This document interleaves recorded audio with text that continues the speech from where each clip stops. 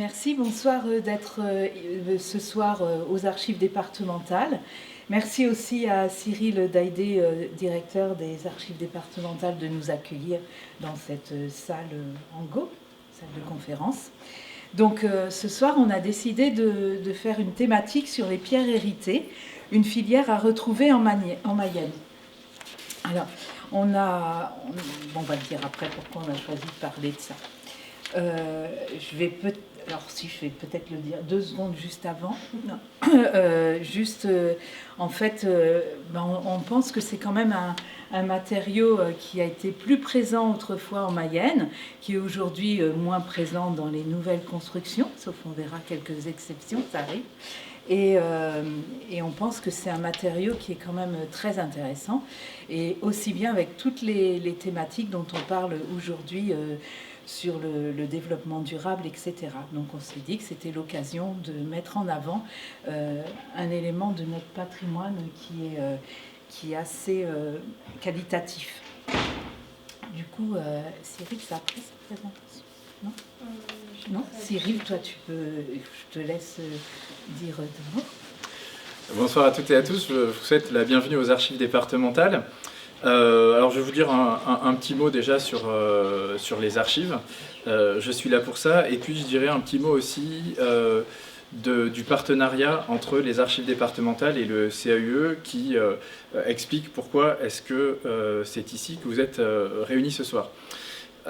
Quand on regarde le thème qui a été retenu ce soir, pierre héritée, alors évidemment le terme d'héritage aux archives, on voit assez facilement quel est le lien, puisque les archives, donc les documents qui sont conservés ici, en tant qu'élément de patrimoine, ce sont des documents qui ont été hérités, donc qui ont été conservés au fil du temps, et nous sommes, nous, archivistes en 2025, des passeurs pour les générations suivantes de documents que nous avons hérités des générations précédentes. Mais finalement, le terme de pierre, qui est aussi dans l'intitulé de ce soir, n'est pas totalement absurde, aberrant aux archives, notamment dans le bâtiment que nous occupons, qui a eu une construction mouvementée, que je ne vais pas vous raconter ce soir, mais que vous pourrez lire sur notre site internet. Là où je voulais en venir, c'est sur l'usage de la pierre dans ce bâtiment, donc qui a été construit il y a un peu plus de 100 ans, et restructuré, remodelé et agrandi il y a un peu plus de 30 ans. Et ce qui est intéressant, c'est de comparer les 2 parties, les 2 époques, les 2 âges, on pourrait dire, de ce bâtiment, notamment du point de vue des matériaux, puisque ça illustre exactement ce que Carole disait à l'instant dans son introduction. Dans le bâtiment originel, c'est la partie dans laquelle nous nous trouvons actuellement, donc c'est la partie qui a été construite entre 1913 et 1923.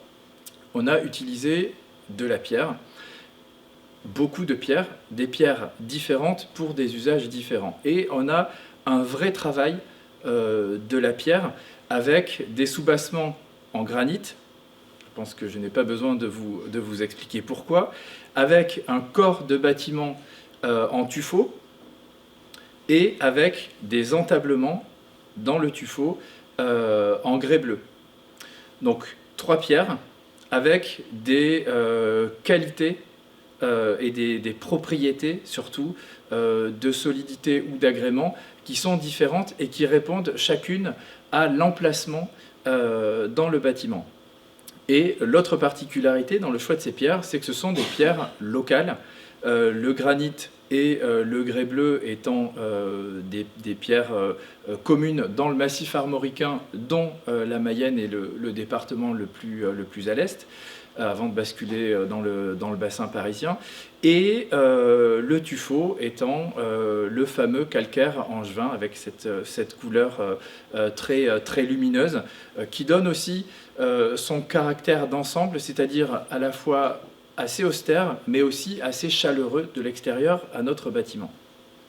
Donc ça, c'est le bâtiment tel qu'il a été de 1923 au début des années 90. Et puis au début des années 90, quand il s'est agi de construire une extension pour conserver un volume croissant de documents d'archives, puisque les documents qui rentrent ici ont vocation à ne plus jamais en sortir, eh bien, on est passé de manière assez radicale dans la modernité par un jeune architecte à l'époque qui s'appelle Dominique Perrault, que tout le monde ce soir connaît, j'imagine, au moins de nom, et qui va utiliser lui aussi 3 matériaux, le béton brut, l'acier et du bois exotique, en l'occurrence du teck.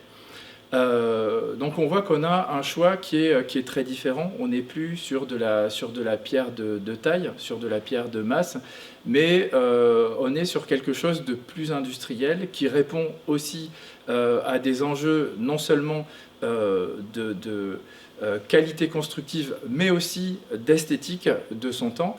Et l'esthétique n'est pas du tout négligée dans le travail de Dominique Perrault, puisque le bois est utilisé pour du bardage extérieur sur des murs aveugles. Donc, d'un point de vue purement technique, le bois n'a pas d'utilité, et donc il a une vocation esthétique. Pour ce qui est de l'acier, j'attire votre attention un peu à l'avance sur un élément que vous découvrirez, que vous découvrirez en fin de soirée dans la salle de lecture. Alors la salle de lecture, c'est, je dirais, le foyer des archives, c'est-à-dire que c'est le seul lieu dans l'ensemble du bâtiment où les documents d'archives, les archivistes et le public se rejoignent, se croisent et interagissent. Donc c'est vraiment la pièce par excellence qui a fait l'objet d'une attention particulière de Dominique Perrault. Et pour travailler la lumière et l'acoustique, puisqu'on imagine que dans une salle de lecture, les 2 éléments sont importants, eh bien, il a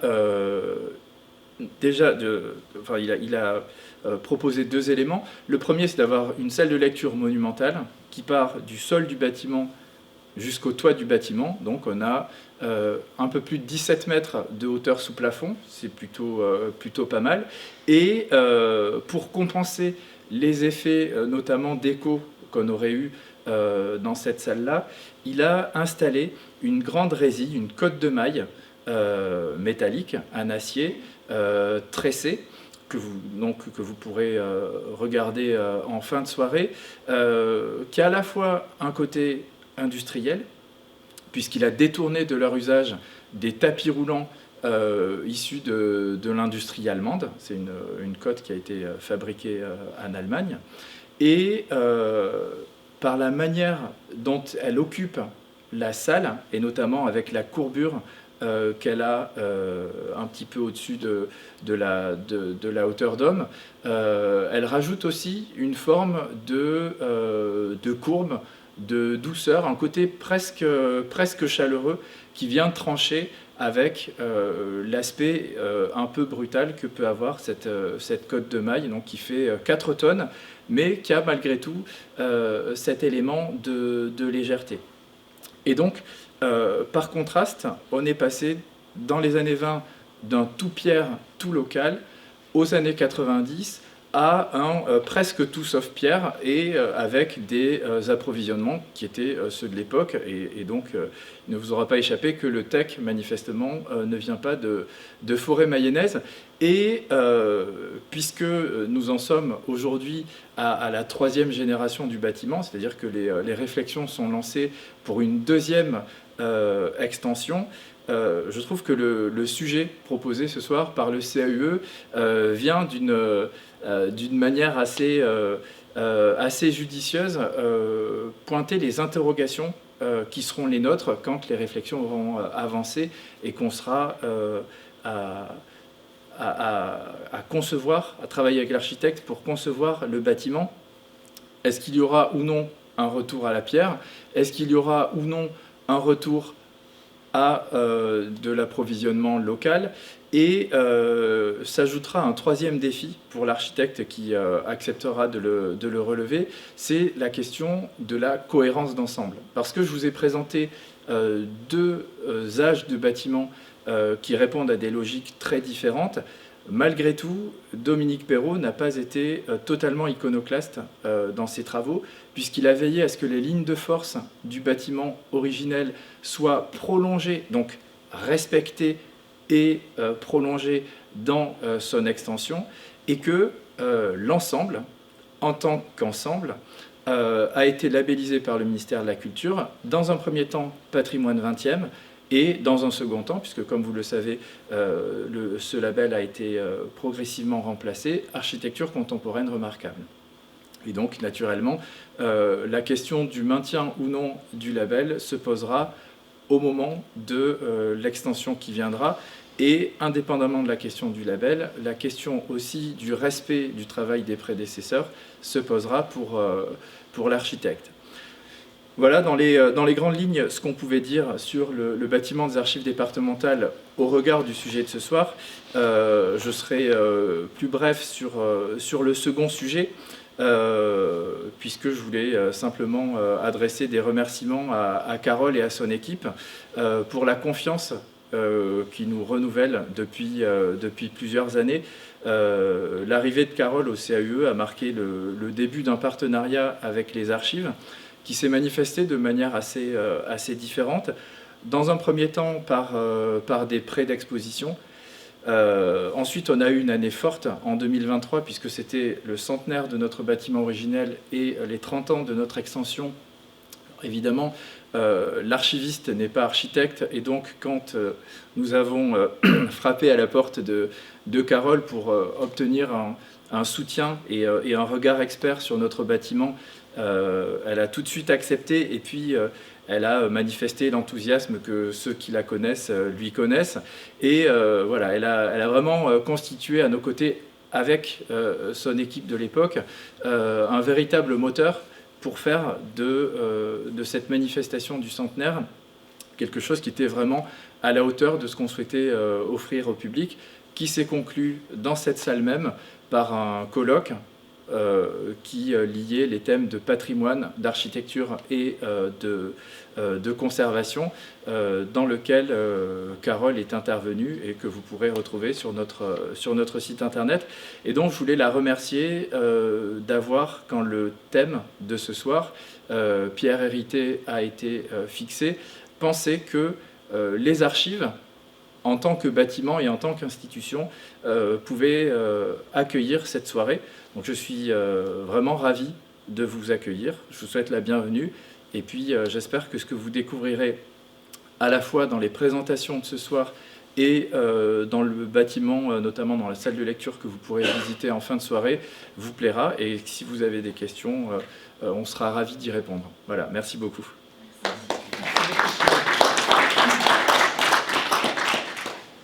Quand on entend Cyril, vous comprenez pourquoi, en tant qu'organisme d'architecture et de sensibilisation au patrimoine, on se rapproche des archives départementales. C'est vrai que Cyril est très sensible à l'architecture, à son bâtiment, à sa fonction, etc. Et c'est aussi un vrai plaisir.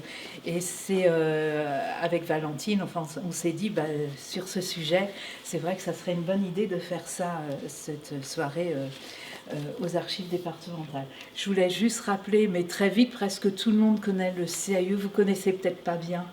CAUE, ça veut dire Conseil d'architecture, d'urbanisme et de l'environnement. C'est un organisme départemental associatif qui a été créé suite à la loi de l'architecture de 1977 et en Mayenne en 1978. Et on est là pour sensibiliser tout public, donc que ce soit le grand public, les élus, les professionnels, les enfants, sur toutes les thématiques de l'aménagement du territoire. On est une petite équipe aujourd'hui de 7 personnes, mais pas tous à plein temps, architectes, paysagistes, urbanistes, et on fait du coup de l'information, du conseil, de la sensibilisation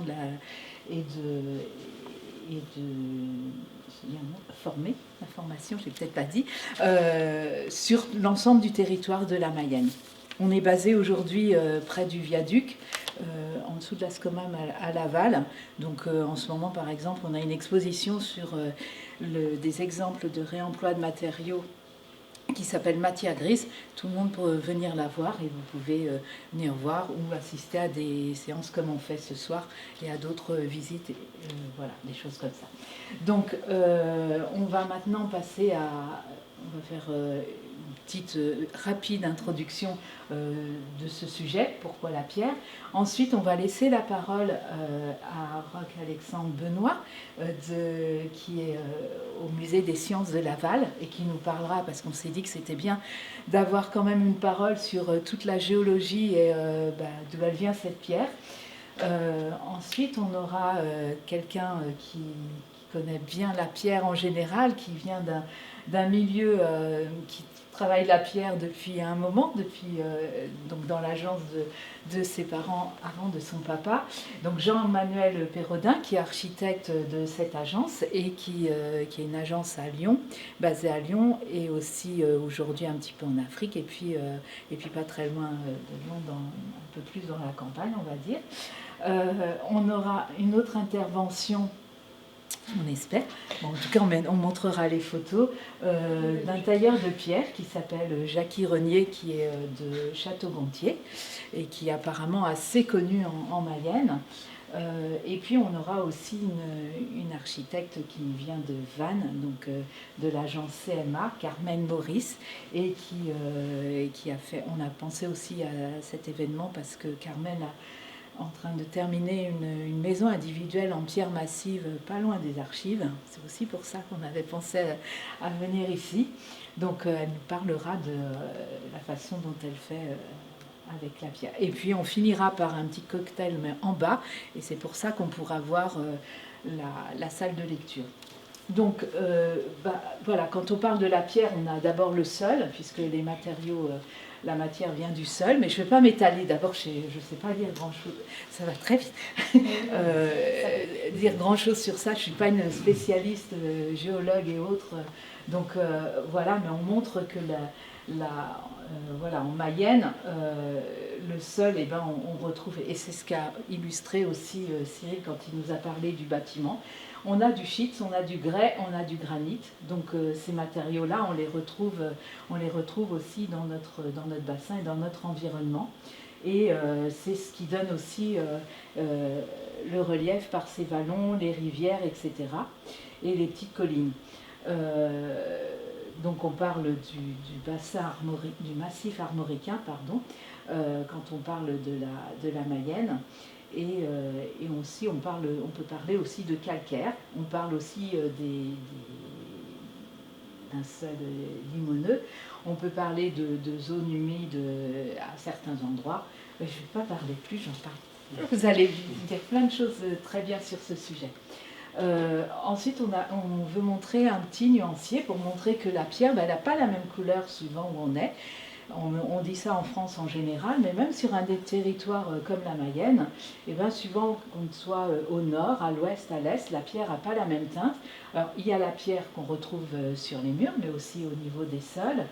Et cette pierre, elle est aussi pas travaillée de la même façon. Ça peut être un moellon, ça peut être une pierre de taille, elle peut être sculptée, enfin, il y a plein de choses. Et puis aussi, ce qui est important, c'est la façon dont elle est mise en œuvre et assemblée, avec des joints qui sont, quand on voulait la respecter, etc., plus avec de la chaux, avec des matériaux assez naturels.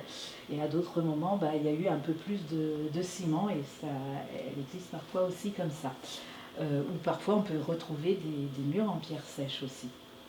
Et puis aujourd'hui, on peut trouver aussi des murs, des bétons de site ou autres dans le contemporain. Alors maintenant, comment elle est utilisée cette pierre et qu'est-ce qu'on voit en typologie? On voit un bâtiment comme on est ici, mais on peut voir aussi historiquement et plus loin au niveau préhistorique, on la retrouve dans le paysage. On la retrouve après dans des cités gallo-romaines et puis plus loin avec le médiéval aussi sur des châteaux et sur des édifices religieux. Donc là, c'est que des exemples en Mayenne, donc on montre qu'on peut la trouver un peu partout. Valentine, elle veut que j'aille très vite. Donc juste avant, il y avait... C'est la télécommande à la décennie de je vais là-bas. Je vais aller là-bas. Non, on voulait montrer aussi que Désolée. C'est fini. Voilà, donc là on montre qu'il peut y avoir des bâtiments très institutionnels, des bâtiments qui sont liés aux activités industrielles ou religieuses ou agricoles, et puis aussi des ouvrages d'art, et puis les maisons aussi. Donc à travers ces exemples, hôtels de ville, four à chaud, des petites maisons éclusières, viaducs, châteaux, ici, des écoles, des mairies, on peut avoir, et puis des petites maisons, des longères ou des maisons plus importantes, on peut avoir la pierre qui revient sous différentes formes. Alors aujourd'hui, voilà, et donc là c'est quelques exemples, donc je crois qu'il n'y a personne de l'agence CF Architecture ce soir, c'est des architectes qui sont à Port-Briet et Vitré, et donc qui par exemple ont réalisé cette réhabilitation de longère en respectant la pierre, voilà, donc en la remettant à une autre façon d'aujourd'hui. Ça c'est un autre exemple encore avec CF Architecture, c'est un ancien moulin qui a été réhabilité et retravaillé, donc qui est dans le nord du département, et le maître d'ouvrage c'est une communauté de communes qui l'a transformé en gîte.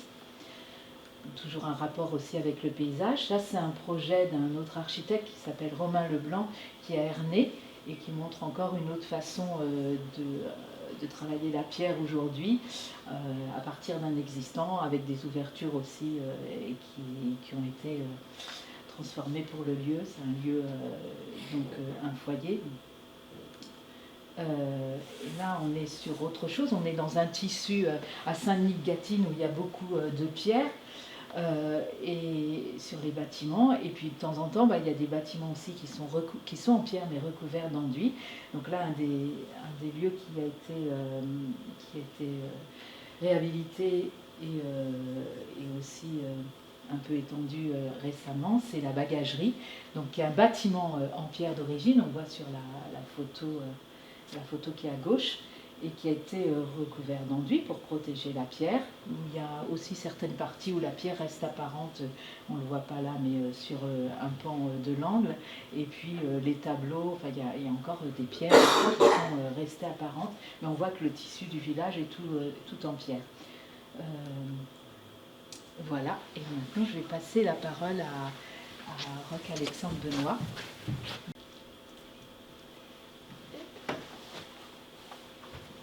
Pardon pour cette latence, je pense que les fichiers sont un peu lourds et du coup il y a un petit peu de latence même au moment où on passe les slides. C'est pour ça que vous avez vu les slides partir dans tous les sens. Si vous voulez, je peux le faire avec le projecteur directement, c'est ça. Tu lâches, enfin, appuyez pas trop de fois parce que sinon vous allez vous retrouver à la fin. Okay. Alors, bonsoir à tous et à toutes. Donc moi je m'appelle Roch-Alexandre Benoît, je travaille au Musée des Sciences de Laval. Ma formation c'est paléontologue à la base. Mais je me suis retrouvé au musée parce qu'il y avait de très belles collections, pour la plupart issues justement des environs. Et donc à la base je faisais simplement l'inventaire et puis j'ai commencé à faire les médiations également. Donc c'est pour ça que je me retrouve ici ce soir. Aujourd'hui on va parler un petit peu de l'histoire géologique donc, de la Mayenne. J'espère que je ne vais pas aller trop loin en termes géologiques ou pas assez loin, d'ailleurs vous me direz, n'hésitez pas. Je me suis dit que ce serait peut-être pas mal de définir le mot géologie en fait à la base, parce que je ne savais pas du tout quel public j'aurais en face de moi. Donc la géologie, c'est simplement la science qui permet d'étudier les différentes parties de la Terre, directement accessibles à l'observation. Alors là, c'est ce qui est noté. En vrai, il y a des techniques qui permettent de faire des choses où c'est pas directement accessible à l'observation. Donc là, ça va être par de la sismique réflexion, des choses comme ça. Mais voilà. Si vous avez des questions, n'hésitez pas à me les poser plus tard. Et donc surtout à élaborer des hypothèses qui permettent de reconstituer l'histoire de ces parties. On parle de géologie régionale, c'est notamment quand on va traiter des caractéristiques géologiques dans une zone donnée, simplement sur un territoire.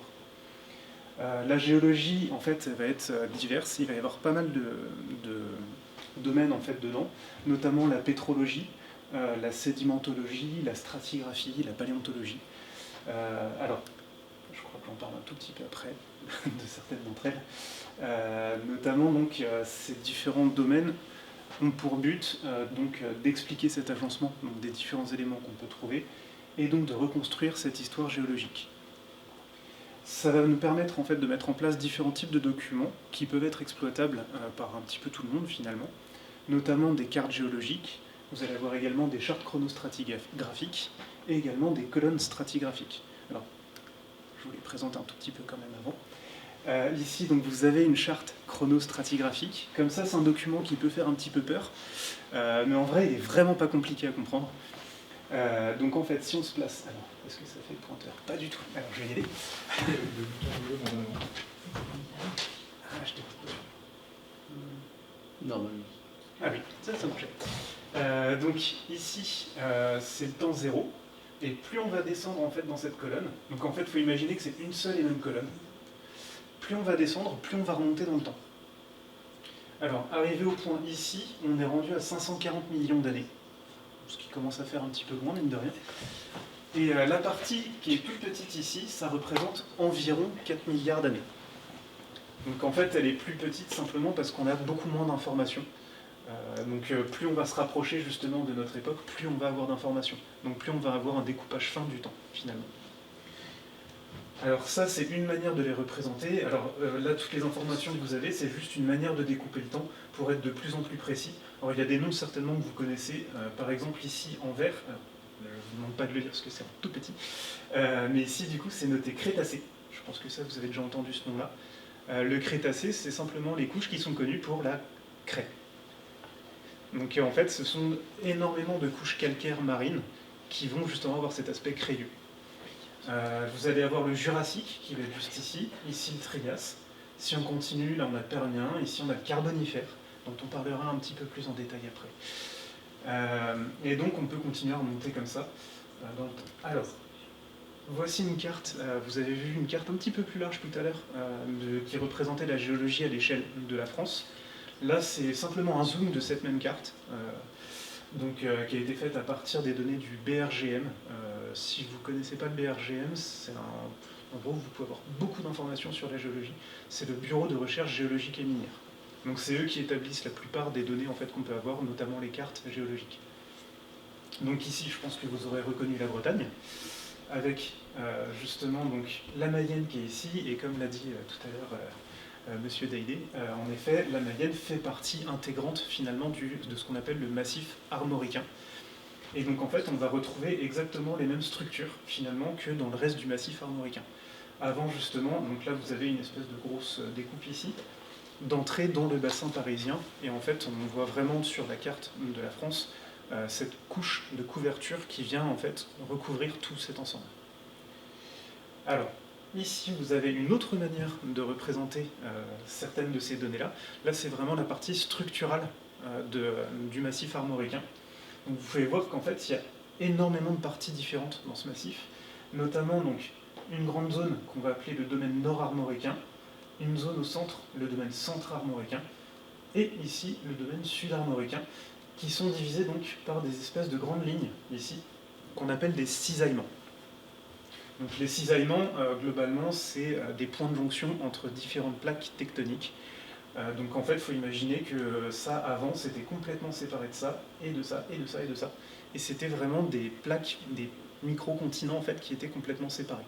Alors, quand je vous dis c'était séparé, c'était il y a un petit paquet de temps. Là, on parle de plus de 300 et quelques millions d'années. On va y revenir un tout petit peu après. Alors, voici une carte un peu plus zoomée encore, celle, justement, la carte géologique de la Mayenne.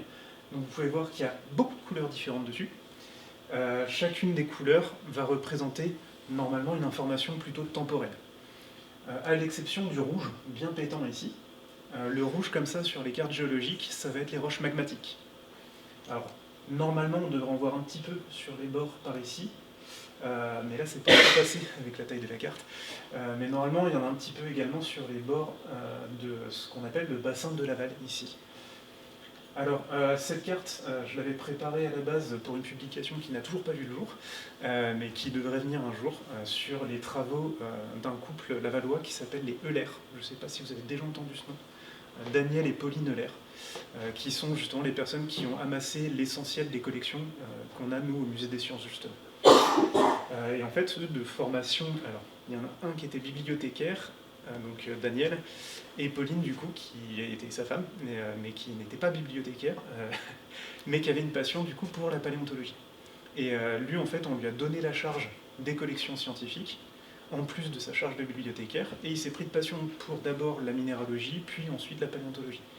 Et donc à eux deux, ils ont établi justement une des toutes premières cartes géologiques de la Mayenne, qui a permis ensuite d'être prise justement par le BRGM pour essayer de l'affiner. Mais finalement, la carte qu'ils avaient produite, donc là c'était à la fin du 19e siècle, ce couple-là, en fait elle était très précise. Alors pour le coup, ils se sont baladés à travers tout le département pour essayer de trouver vraiment toutes les petites roches en fait, qu'ils allaient pouvoir trouver, et du coup justement indiquer le plus d'informations possible. Nous, on a toujours cette collection de références d'ailleurs au Musée des Sciences. Si un jour vous voulez venir, envoyez-nous un petit mail, parce que normalement on est fermé au public, mais il ne faut pas hésiter à nous demander si jamais vous voulez des informations là-dessus. On a pas mal d'échantillons de roches, vraiment qui viennent de partout en Mayenne, et de tout type. Alors, je vais juste avancer un tout petit peu, non, pas encore. Sur cette carte, vous pouvez voir donc, justement différentes couleurs. Là, je vous parlais justement de ce bassin ici.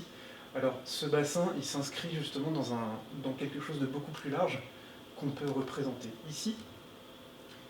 Donc là, tout le long de ce cisaillement, justement, en fait, vous allez retrouver des couches qui vont être globalement du paléozoïque. Le paléozoïque, globalement, ça va s'étendre, si on revient à ça, du coup, entre donc le Permien, ici, il y a 250 millions d'années, jusqu'à 540 millions d'années. Donc en fait, sur le territoire mayennais, on va retrouver énormément de roches qui vont dater de cette période-là. Alors, ça fait 250 millions d'années, c'est quand même plutôt large, hein, mine de rien. En fait, on pourrait même préciser que le bassin ici, globalement, tout le centre va être pris par du carbonifère. Donc là, on est plutôt sur ce carbonifère-là entre 360 et 320 millions d'années, ce qui fait des roches quand même un petit peu anciennes. Et plus on va s'éloigner du centre, plus on va retrouver des choses anciennes. Donc on va retrouver notamment donc, du Dévonien, la couche un petit peu marron, ensuite du Silurien et ensuite de l'Ordovicien.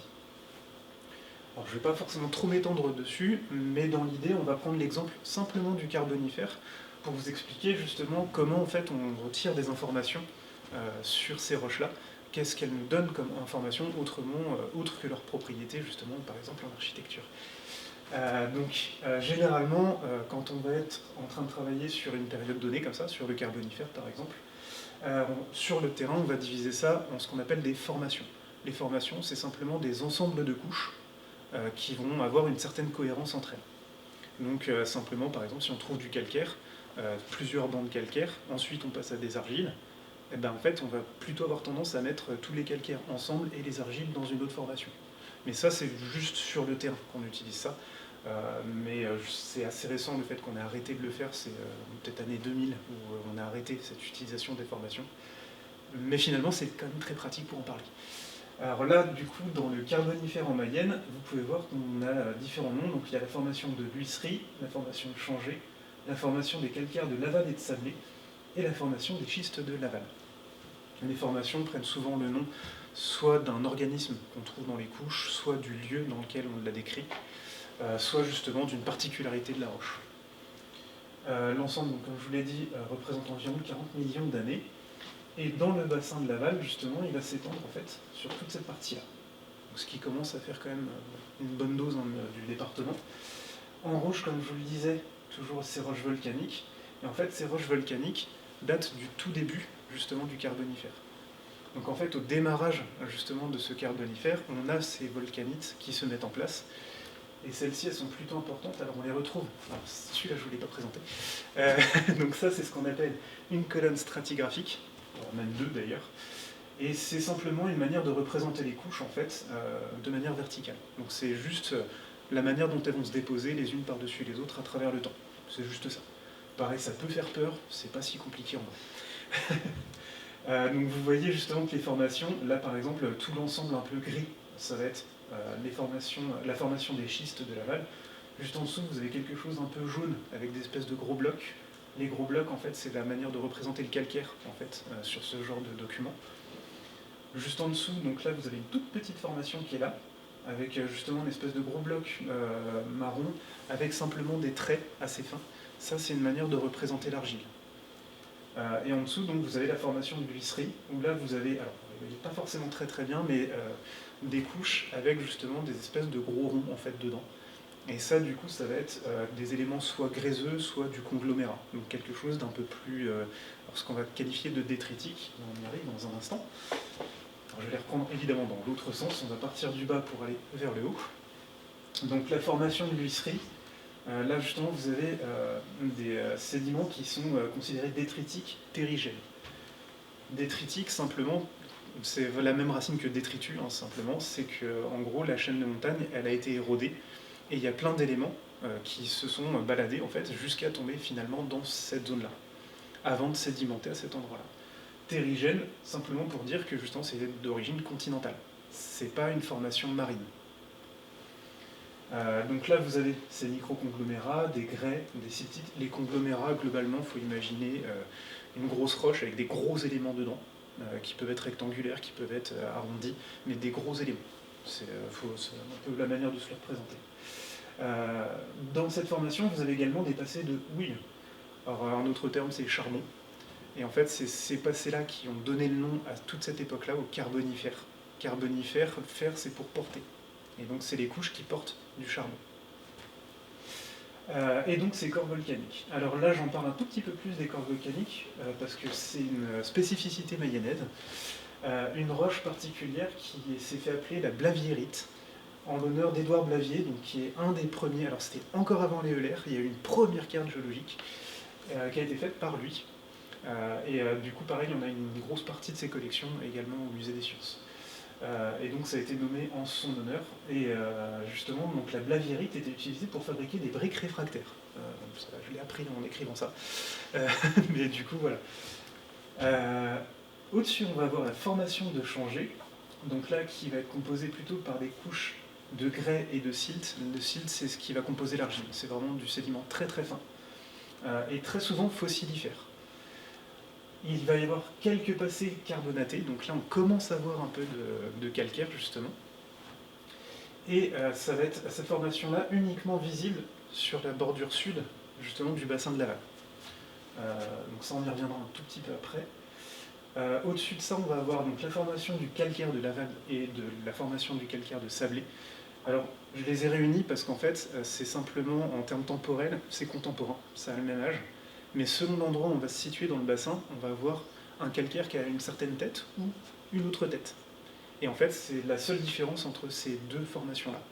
Mais en fait, c'est vraiment le même laps de temps en fait, qui les représente. Là, pour le coup, je vous parlais de la formation d'avant, où on retrouve un peu de calcaire. Là, on commence à en trouver énormément.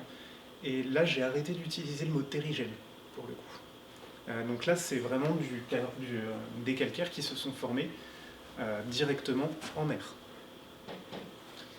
Donc là, ces calcaires-là, ils étaient très utilisés dans les environs, notamment, alors un peu dans la construction de ce que j'ai compris, mais également dans l'amendement en fait des champs. Donc il y avait des carrières où ils allaient vraiment venir creuser en fait dans ces calcaires, en faire de la chaux et ensuite disperser ça sur les champs justement pour les rendre un petit peu plus riches et du coup potentiellement plus fertiles. Donc là, vous avez quelques lieux où vous pouvez en voir, notamment sous le château de Laval. Donc toute la corniche, en fait, sous les remparts du château, ça va être dans ce calcaire. Notamment si vous êtes dans la rue du Val-de-Mayenne. Il y a également de nombreuses carrières au nord de Saint-Berthevin, à Rochefort, à la Coudre, également à Louvernay. Donc celui-là, il est vraiment très fréquent à croiser. Et on peut noter justement la présence de récifs présents dans ces roches. Donc là, quand je vous parle de récifs, c'est pas forcément du corail qui allait former ces récifs-là, ça pouvait être d'autres organismes dont on ne parlera pas aujourd'hui, mais si jamais vous avez des questions, n'hésitez pas à me les poser. Et pour finir, donc la formation des schistes de Laval. Donc cette fois-ci, on retrouve le terme détritique terrigène, toujours ces siltites, les grès, les conglomérats. Ça a une apparence assez monotone, mais on note une certaine schistosité. La schistosité, c'est simplement le fait que votre roche, elle peut se débiter en lamelles. Ça, par contre, c'est quelque chose qui va s'obtenir quand on va avoir des pressions et des températures assez importantes dans une roche. Donc c'est quand il va y avoir des grosses pressions qui vont se passer. Et je vais vous expliquer juste après pourquoi et je finirai sur ça. Il y a de nouveau des niveaux charbonneux, il y en a même beaucoup plus que ce qu'on trouvait en fait avant. Et on peut noter justement une certaine instabilité de ce bassin-là, justement par la présence de cette schistosité, le fait qu'il y a l'air d'y avoir pas mal de mouvements à ce moment-là. Et en fait, c'est simplement que toutes ces couches-là,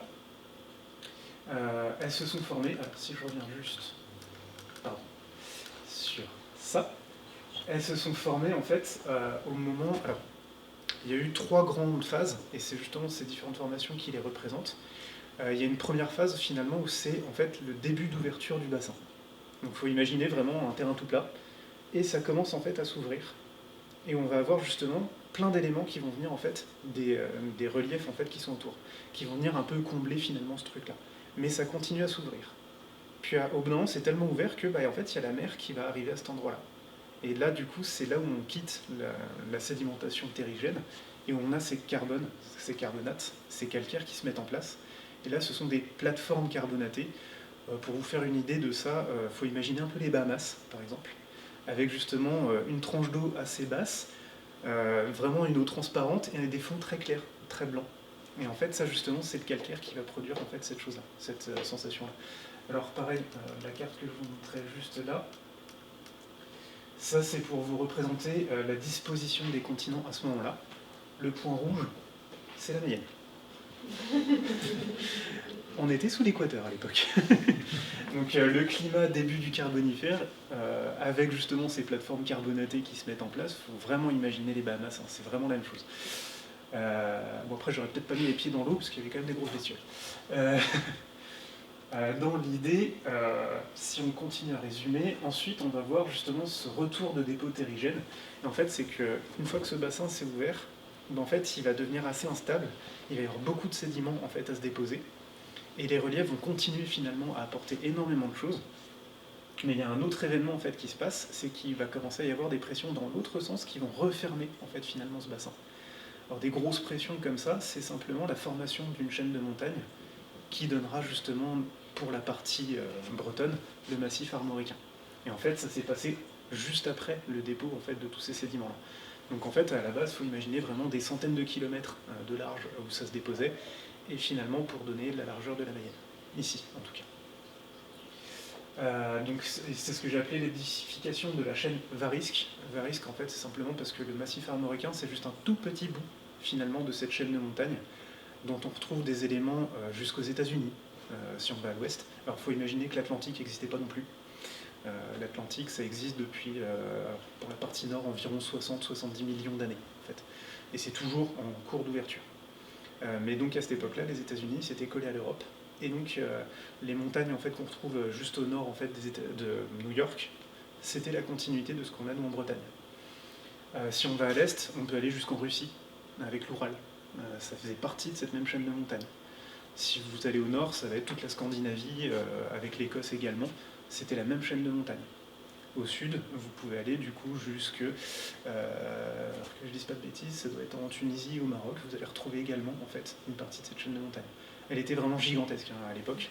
Bon, maintenant, certes, c'est un peu moins impressionnant, on doit être, je crois que le point culminant du massif armoricain est justement en Mayenne, et il doit avoisiner les 370 mètres, 470 mètres, je ne sais jamais. Ouais, c'est le nom des Avaloirs, c'est ça. Mais à l'époque, il faut imaginer quelque chose de bien plus élevé en fait, que les Alpes. C'était vraiment beaucoup plus élevé. Mais bon, il y a eu 300 millions d'années à se passer et 300 millions d'années d'érosion. Donc ça n'aide pas trop. Alors ça, c'est une reconstitution sur la fin du Carbonifère, sur cette dernière partie sur les schistes de Laval. Donc justement avec la chaîne de montagne qui est formée en haut, et justement donc ces zones de charbon en fait, qu'on peut retrouver, ces couches de charbon, ce sont justement dus à des débris de végétaux qu'on peut retrouver un petit peu partout, et notamment, ça on en a de très bons exemples à Saint-Pierre-la-Cour. Je ne sais pas si vous connaissez cette carrière-là, la grosse carrière en fait, Lafarge qui est là-bas. Et en fait, ils ont justement donc, des niveaux calcaires, mais au-dessus, ils vont avoir ces niveaux justement très charbonneux, avec énormément de débris de plantes. Donc là, on en a quelques échantillons nous, au musée. On aimerait bien retourner dans cette carrière. On a commencé, je crois, à discuter justement avec les gérants. Mais ouais, du coup, il y a vraiment de très belles choses à voir là-bas. Donc ça, c'était pour le Carbonifère, mais dans l'idée, en fait, on peut appliquer ça à toutes les autres périodes. J'aurais pu vous parler également du Dévonien, qui est très connu pour son calcaire, qui a du calcaire noir, qui est assez particulier. Alors je ne l'utiliserai pas en construction, parce que je crois qu'il pue un peu ce calcaire. Littéralement, il pue. Mais il est assez massif. Donc après, peut-être... voilà. Merci pour votre attention. Si vous avez des questions...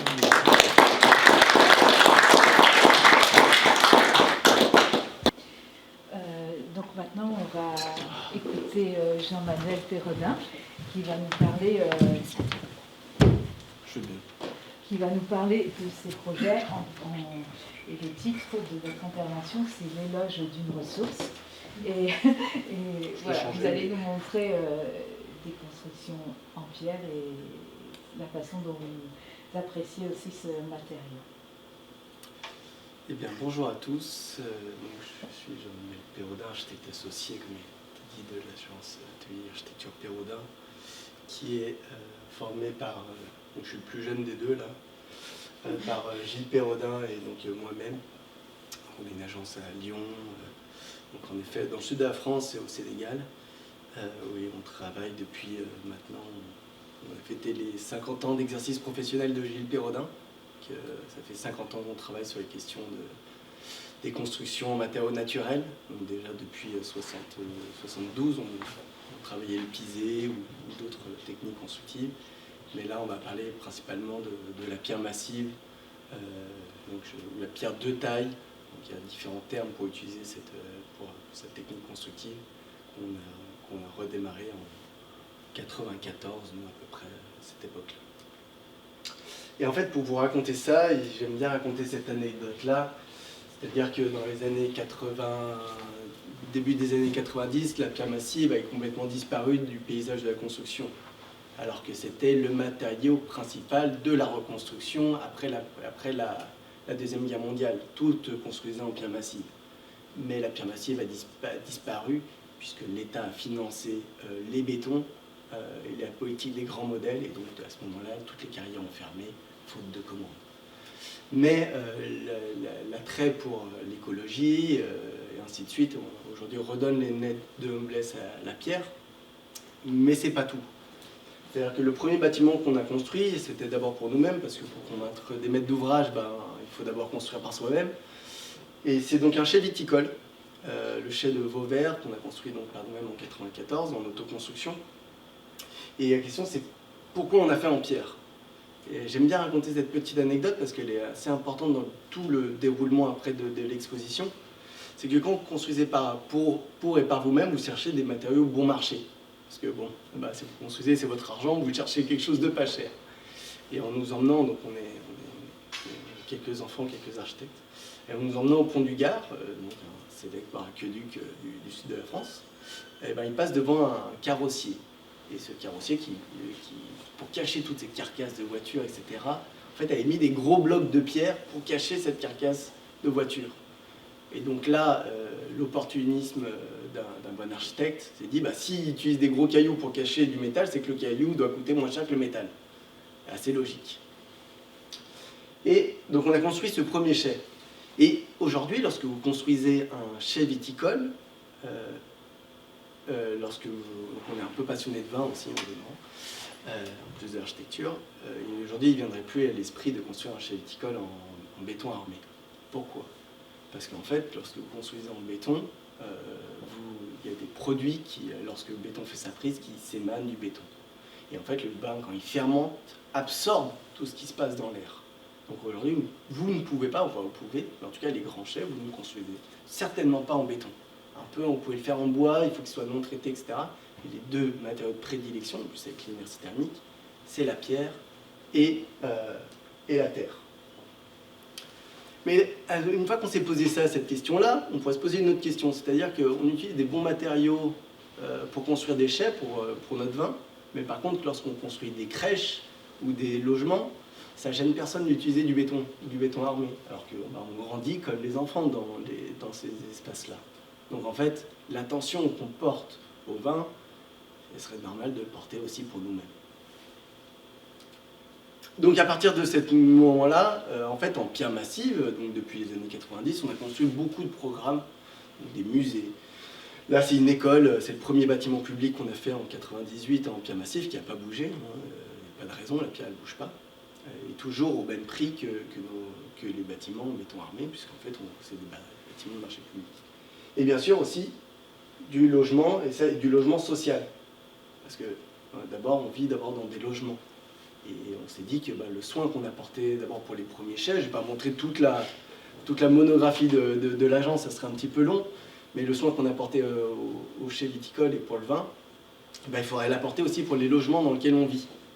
Et donc là, c'est notre première opération de logement social, puisque c'est le logement social qui a porté la commande d'abord du... C'est pas le promoteur privé qui a un peu la frousse, je peux le comprendre sur la pierre massive, mais le social qui a pris le courage. Donc de ce bâtiment-là, et si je vous donne le prix d'époque, ça va vous faire peur, on était en 2010, on construisait à 1 000 € le mètre carré. Donc c'était en 2010 à Cornemarieux, à Toulouse, et on construisait donc tout le bâtiment en pierre massive et en volet bois en pierre. Alors pour arriver à ça, c'est à la fois assez simple. S'il y a des pierreux, je vais faire une vulgarisation, ne m'en voulez pas, du processus de la pierre, et en fait, ce qu'on construit en pierre, mais c'est comme quand on se construit bien en bois, ou en terre, ou en béton, il faut bien connaître son matériau et la façon de construire avec ce matériau. L'intérieur, tout est en pierre, tous les verticaux, il n'y a pas de verticaux en béton, c'est pas qu'une façade. La pierre, elle est même presque mieux à l'intérieur du logement qu'en façade. C'est-à-dire qu'elle apporte, après j'ai passé sur les qualités hygrothermiques, les qualités d'inertie de la pierre, et ainsi de suite, surtout que c'est l'inertie thermique est le seul moyen passif de répondre au réchauffement climatique. C'est-à-dire que vous n'en avez pas d'autre, vous n'avez que l'inertie thermique. Après tout le reste, c'est de l'actif, des puits canadiens, de la ventilos, ce que vous voulez, etc. Mais l'inertie thermique est le seul moyen. Donc c'est très important de garder la pierre en intérieur. La pierre n'est pas un élément de décor. La valeur de la pierre est bien plus importante que ça. Donc après, en pierre massive, il y a plein de façons de construire selon le type de pierre que vous allez avoir et la manière de construire ces petits blocs, des gros blocs, et ainsi de suite, et amène des écritures architecturales bien différentes. Mais je vais résumer un petit peu la manière dont nous on construit en pierre depuis un bout de temps. Il y a eu bien sûr des changements selon les carrières qu'on utilise, et ainsi de suite, mais la base est la même. Donc en fait, la base, c'est une carrière, c'est la matière. Qu'est-ce qu'à quoi ressemble une carrière? La carrière, c'est un grand carreau, on appelle ça un carreau, un grand carreau de sucre, dans lequel il y a des haveuses, donc ça ressemble vraiment à une plaquette de sucre. Dans lequel il y a des haveuses, donc c'est des tronçonneuses qui viennent découper les blocs à l'horizontale et à la verticale. Après, là l'horizontale et la verticale. Et puis après, avec un simple transpalette, c'est un peu plus gros qu'un transpalette, mais vous venez de sortir ce bloc. Et là est tout l'économie de la pierre. C'est-à-dire que là, le premier chai que je vous ai montré, c'était juste un bloc comme ça, posé les uns sur les autres. Fin du débat. Il n'y a pas de... on a cherché des mots des natures, des machins, pour être le plus économique possible. La matière en soi, elle ne vaut pas très cher. Après, c'est le travail qu'on va faire dessus qui coûte cher. Le travail, il est assez simple, c'est un processus assez industriel au final. C'est des grandes scies circulaires qui viennent débiter des blocs. Donc vous pouvez saillir 6 faces, 4 faces, 3 faces, enfin vous faites un peu ce que vous voulez dessus. Et là c'est pour les calcaires. Donc là, qui viennent des grands disques. Donc vous imaginez que si vous utilisez toujours le même, comme c'est des bancs un peu à la Fordiste, puis vous utilisez toujours le même module, eux ils n'ont pas besoin de décaler leur lame. Donc en fait, il y a moins de coûts de main d'œuvre. Donc plus vous allez optimiser le processus d'industrialisation de la pierre, plus vous allez optimiser les coûts. Plus vous allez utiliser le module standard du bloc initial, moins ça va vous coûter cher que c'est comme partout, si vous faites du sur-mesure, ça vaut un petit peu plus cher la veste que si vous l'achetez directement en prêt-à-porter. Par exemple, là c'est une découpe au fil diamanté. Vous voyez qu'il y a des chutes. Les chutes, elles valent cher. Donc en fait, tout le processus de construction nous part de la technique de la matière et en fait de cette matière qu'on va amener avec qu'est-ce qu'on peut construire avec cette matière. Là on se rend compte que le panel est assez délirant. Je sais plus, je crois qu'il y a un petit jeu donc avec 8 blocs, vous voyez les 8 blocs Lego, là, les 8 trous dessus.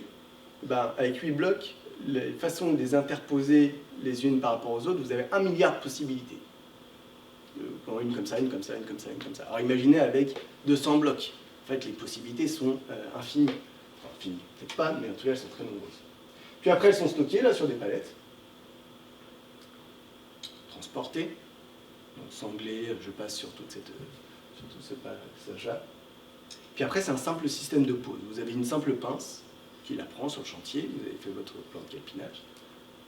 Lever, c'est toujours un moment un peu magique, hein, pour ceux qui ont déjà construit en pierre. Et puis après, poser. Fin du débat. Il n'y a pas de carottage, il n'y a rien, vous pourriez même poser à sec si vous aviez envie. Et là, c'est même fini. Alors, là, on le faisait à l'époque avec des étudiants en première année d'architecture, même la pose des pierres. Donc pour ceux qui imaginent à peu près des étudiants en première année d'architecture, ça c'est à peine lire un niveau. Donc si eux, ils y arrivent, la manière dont nous, on construit, en fait, ne demande pas une grande qualification. Si on a souvent, il y a un intérieur de pierre dans nos chantiers, mais pour des choses très fines, ou pour gérer après, parce qu'il y a tout un processus complet. Mais la pose, elle est d'une simplicité démentielle. C'est des gros blocs qui se posent. Gilles aime bien, pour convaincre des maçons, dire que c'est du béton naturel préfabriqué. Et là, ils disent « Ah, mais en fait, c'est très simple, il suffit de les poser sans sur eux. » Donc là, on faisait ça. Ça, c'était une carrière de Fontvieille, les grandes cartes Fernand Pouillon, dans lesquelles on faisait des workshops avec les étudiants. Donc, ils n'ont pas les casques, il y a pas de problème de sécurité, mais ça, c'est pas contractuel. Et donc, vous avez un chantier très propre, très rapide. Et ça, c'est des gains en coût aussi, hein, parce que nous, notre but avec la pierre, c'est de construire au même coût que les autres, mais avec des meilleurs matériaux. Si le jour où la pierre devient trop chère, que je n'arrive plus à construire en pierre, il y a un problème dans l'équation. Nous, moi, je vais essayer c'est un outil pour arriver à mes fins avec des matériaux de bonne qualité. Et mais vous pouvez tout faire. Là, on a même fait des arches porteuses. Alors, on ne s'est pas amusé à faire des arches, parce qu'il fallait un open space. Alors, j'ai pas mis la citation il y a un très grand architecte qui s'appelle Louis Kahn, qui interrogeait la brique, qui dit « La brique, que veux-tu être ?» Et il dit à la brique « Moi, je veux être une arche. » Parce qu'en fait, pour franchir, il y a besoin de faire une arche. Et en fait, la pierre, c'est un peu pareil. Qu'est-ce que veut la pierre et quelle forme induit la pierre? Parce qu'en fait, quand vous utilisez un matériau, elle induit des formes naturelles et elle a la matérialité. Il n'y a rien de plus matériel que la construction. Ce n'est pas des images. La réalité, c'est qu'il y a des ouvriers, il y a des gens qui vont construire derrière, il y a une économie de projet. Et donc, on devait faire des franchissements. Alors là, c'était pour des bureaux en open space. Donc, on a fait des arches. Mais ce n'est pas du tout une velléité esthétique. On ne cherche pas à faire des arches pour faire des arches. Ça coûte plus cher parce qu'il faut les tailler, là, par exemple, de manière un peu particulière, et ainsi de suite. Il y a tout un travail de calepin. Donc, ça, je reviens sur le rôle de l'architecte, en fait, quand on construit en pierre. On ne fait pas de stéréotomie, nous, très peu, et on fait plutôt du calpinage, donc c'est plutôt l'art d'assembler les pierres et non l'art de dessiner.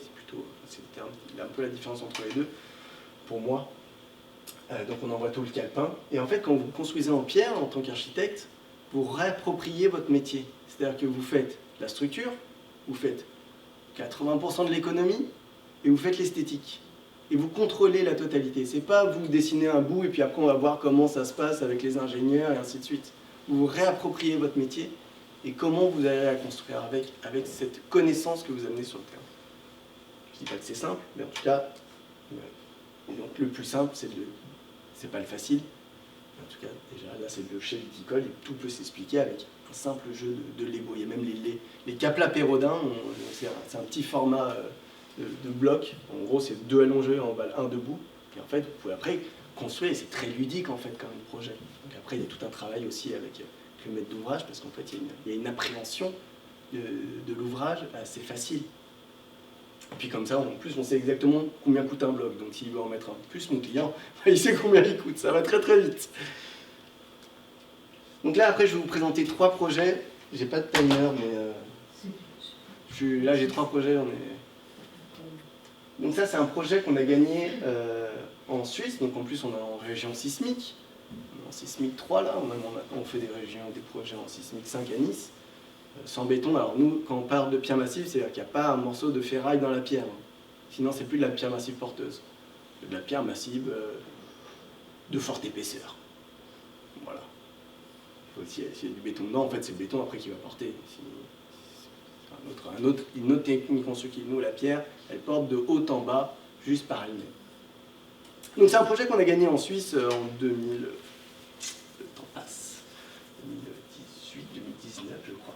Et on était donc c'est à Plan-les-Ouates. À Plan-les-Ouates, qui est en gros sur la bordure de Genève. Et on avait tout gagné, et on avait dit, bon, bah, on va essayer d'utiliser les ressources locales. Donc on s'intéresse un petit peu à ce qui se passe autour. Pour les Suisses, parce que pour le Suisse, le local, c'est la Suisse. Bon, on pourrait se poser la question quand même de la notion de local lorsqu'on est à Genève. Parce qu'on c'est quand même bien dans le territoire français. Bon, passons sur ce détail-là. Et donc on avait tout dessiné en gneiss. En gneiss du Tessin et en molasse de Berne, qui sont des pierres. Donc ça m'avait donné ce dessin-là. Donc c'est ces deux plots-là, je passerai un petit peu là-dessus. Toute la conception a été faite, alors là je vais faire un petit peu de technique, mais pas, en fait vous allez comprendre assez simplement, on était en sismique. Donc sismique, on parlera sûrement mieux que moi, mais en gros ça bouge dans un sens, ça bouge dans l'autre, et en fait la forme parfaite pour que ça fonctionne dans tous les sens, c'est de faire un carré ou un cercle. En fait comme ça reprend les efforts dans les deux sens. Dès que vous faites des formes un peu biscornues, bah, vous allez avoir des efforts décentrés d'un côté. Donc la conception du plan même est liée aux contraintes bien sûr de la pierre, mais aussi aux contraintes du sismique du projet, pour réussir à construire toujours mon obsession dans les mêmes pousses en béton et en pierre massive. C'est toujours le même débat. Donc c'est une série de noyaux. Donc il y avait un plan masse, un plan imposé par l'urbaniste qui était un peu costaud, parce que c'était des plots de 20 mètres de profondeur, il fallait faire des logements de 20 mètres de profondeur en traversant. Donc c'est une série de noyaux, assez simple, en plus collés, donc c'est pas vraiment des plots. Donc on a un espace de circulation sur le premier noyau, un espace de pièces humides sur le second, et les pièces de jour qui viennent en rotation tout autour. Et puis, parce que bon, on a gagné le concours, c'est bien mignon, tout ça, et puis maintenant on peut le réaliser, faire tous les calculs. Puis, en fait, ça c'était la version initiale. Donc on avait des franchissements importants, puisqu'en fait on avait donc des poteaux en gneiss, puisqu'en fait qui travaillent des pierres très dures, donc on peut travailler avec des petits poteaux. Puis avec des remplissages que vous voyez en bas. Mais en fait ça me donnait, comme j'avais des grandes portées, des grandes portées de linteaux. Ça coûte cher, ou c'est très difficile à trouver en 2,90. En fait, les bras des fameuses haveuses, elles ne vont pas jusqu'à cette dimension-là. Donc après, vous faites des linteaux en plate-bande, machin, c'est un truc complexe. Donc on se dit, bon, bah, on va essayer de le diminuer. Puis on fait, si j'enlève un petit peu ici, 30 cm là, je vais pouvoir faire des linteaux un petit peu plus courts. Mais de 60, c'est encore un peu juste. Puis on se dit, bon, en fait, ma pierre que je mets ici, autant la rendre porteuse, ça va plus vite. Donc c'est bon, on arrive à la diminuer. Puis là, on se dit, mais en plus, ça sert à quoi d'avoir 3 pierres différentes si c'est pour que tout soit porteur? Donc on revient sur une logique de trumeau. Et en fait, c'est toute la logique structurelle en fait, qui amène à ça. Et une fois qu'on arrive à la logique de trumeau, donc c'est logique, quand on était en gneiss, vous pouvez avoir des petits poteaux où en fait, vous appuyez très fort puisque vous êtes sur une charge concentrique sur un poteau. Mais en fait, quand vous avez un trumeau ou un mur, vous pouvez avoir, la charge est répartie sur un mur, donc je ne suis pas obligé d'avoir des pierres aussi dures. Je peux avoir des pierres plus tendres, puisque j'ai moins de force qui s'applique dessus. Donc on a changé tout le projet, toute l'esthétique du projet, selon le type de pierre que l'on a utilisé, directement. Donc ça change les plans, ça change un petit peu tout, il faut tout redessiner. Et en fait, et c'est là que je dis que selon le type de pierre que vous utilisez, vous pouvez tout construire, mais ça change l'écriture. Donc même la pierre en elle-même, le type de pierre que vous utilisez, change l'écriture du projet architectural. Donc là, après, je passe sur les dessins de calepin qu'on fait, donc on les fait à l'agence. Là, il y a 6500 blocs dessinés tous un par un, envoyés en carrière. Donc après, ils les débitent et puis ils vous les envoient sur le chantier. C'est un peu pour caricaturer, c'est ça. Donc avec différents types de pierres. Alors, on en parlait tout à fait. Ce que faisaient les anciens, c'était pas si longtemps, c'était pas 250 millions d'années. C'était à peine 100 ans. Mais utiliser des pierres dures en bas et des pierres plus dures pour les encadrements, et en fait, quand vous construisez en pierre et en pierre massive, en fait, elle vient tout de suite, parce que vous avez des DTU, des normes, etc. Et en fait, vous êtes obligé de les appliquer. Donc on a des appuis, des bandeaux, des corniches, et ainsi de suite. Donc vous rapprenez aussi tout ce langage de la construction classique ou normale, en fait, c'est le vrai langage de la construction. Donc on a des pierres de différents types qui viennent en fait donc, construire la totalité du bâtiment. Je passe sur les détails, parce que bon, il faut les maîtriser un petit peu, quand même. Donc là, je raconte une petite anecdote, et là, j'aime beaucoup. Donc on fait le dessin du bandeau. Donc la corniche, c'est toujours la plus haute là-haut. Puis en fait, les intermédiaires, on appelle ça des bandeaux. C'est important, après quand vous parlez avec des compagnons, c'est plus facile.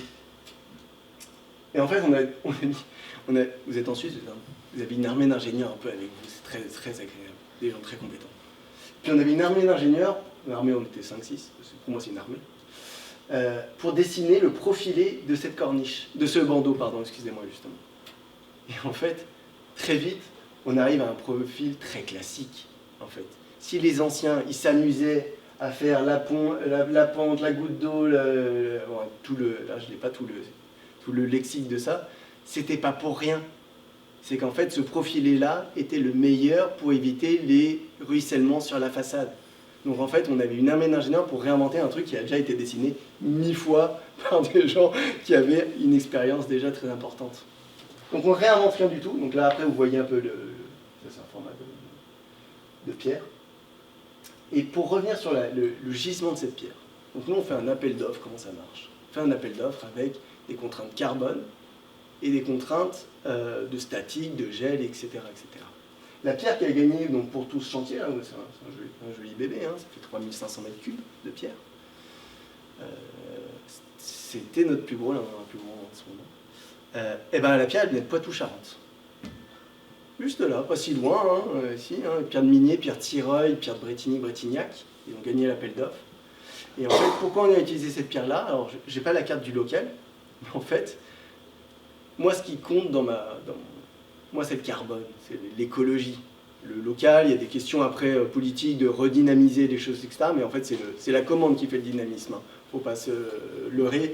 Si tous les architectes construisaient en pierre demain, en fait, il y aurait plein de carrières qui rouvriraient et puis il n'y aurait pas de souci là-dessus. Mais en fait, la pierre qu'on pensait être très proche du Tessin, du Tessin, vous voyez où c'est en Suisse peut-être, c'est dans le sud de la Suisse. En fait, il y avait tellement de routes, et c'était des petits camions parce que c'est dans les montagnes, et puis en plus ça serpente qu'en termes de kilomètres réels, ça faisait le même distance que par rapport au sud de la France, par rapport à Genève. Alors qu'en vol d'oiseau, c'était assez proche. Donc qu'est-ce que le local? C'est une vraie question qu'on pourrait se poser sur la vraie notion de local. Qu'est-ce que c'est réellement? Est-ce que c'est le carbone? Est-ce que c'est l'identité culturelle? Est-ce que etc. Je n'ai pas la réponse. Mais en tout cas, pour moi, je veux juste construire le plus écologique possible. Donc c'est ça, moi, ma notion qui, moi, m'habite. Et donc voilà, après vous avez un projet très simple, très sobre. Donc c'est du logement social en Suisse. Donc ce que j'aime bien avec le logement social, c'est que en fait, tous les bâtiments ont à peu près le même prix. De toute façon, pour ceux qui sont architectes ici, le logement social, vous avez des crédits qui sont attribués.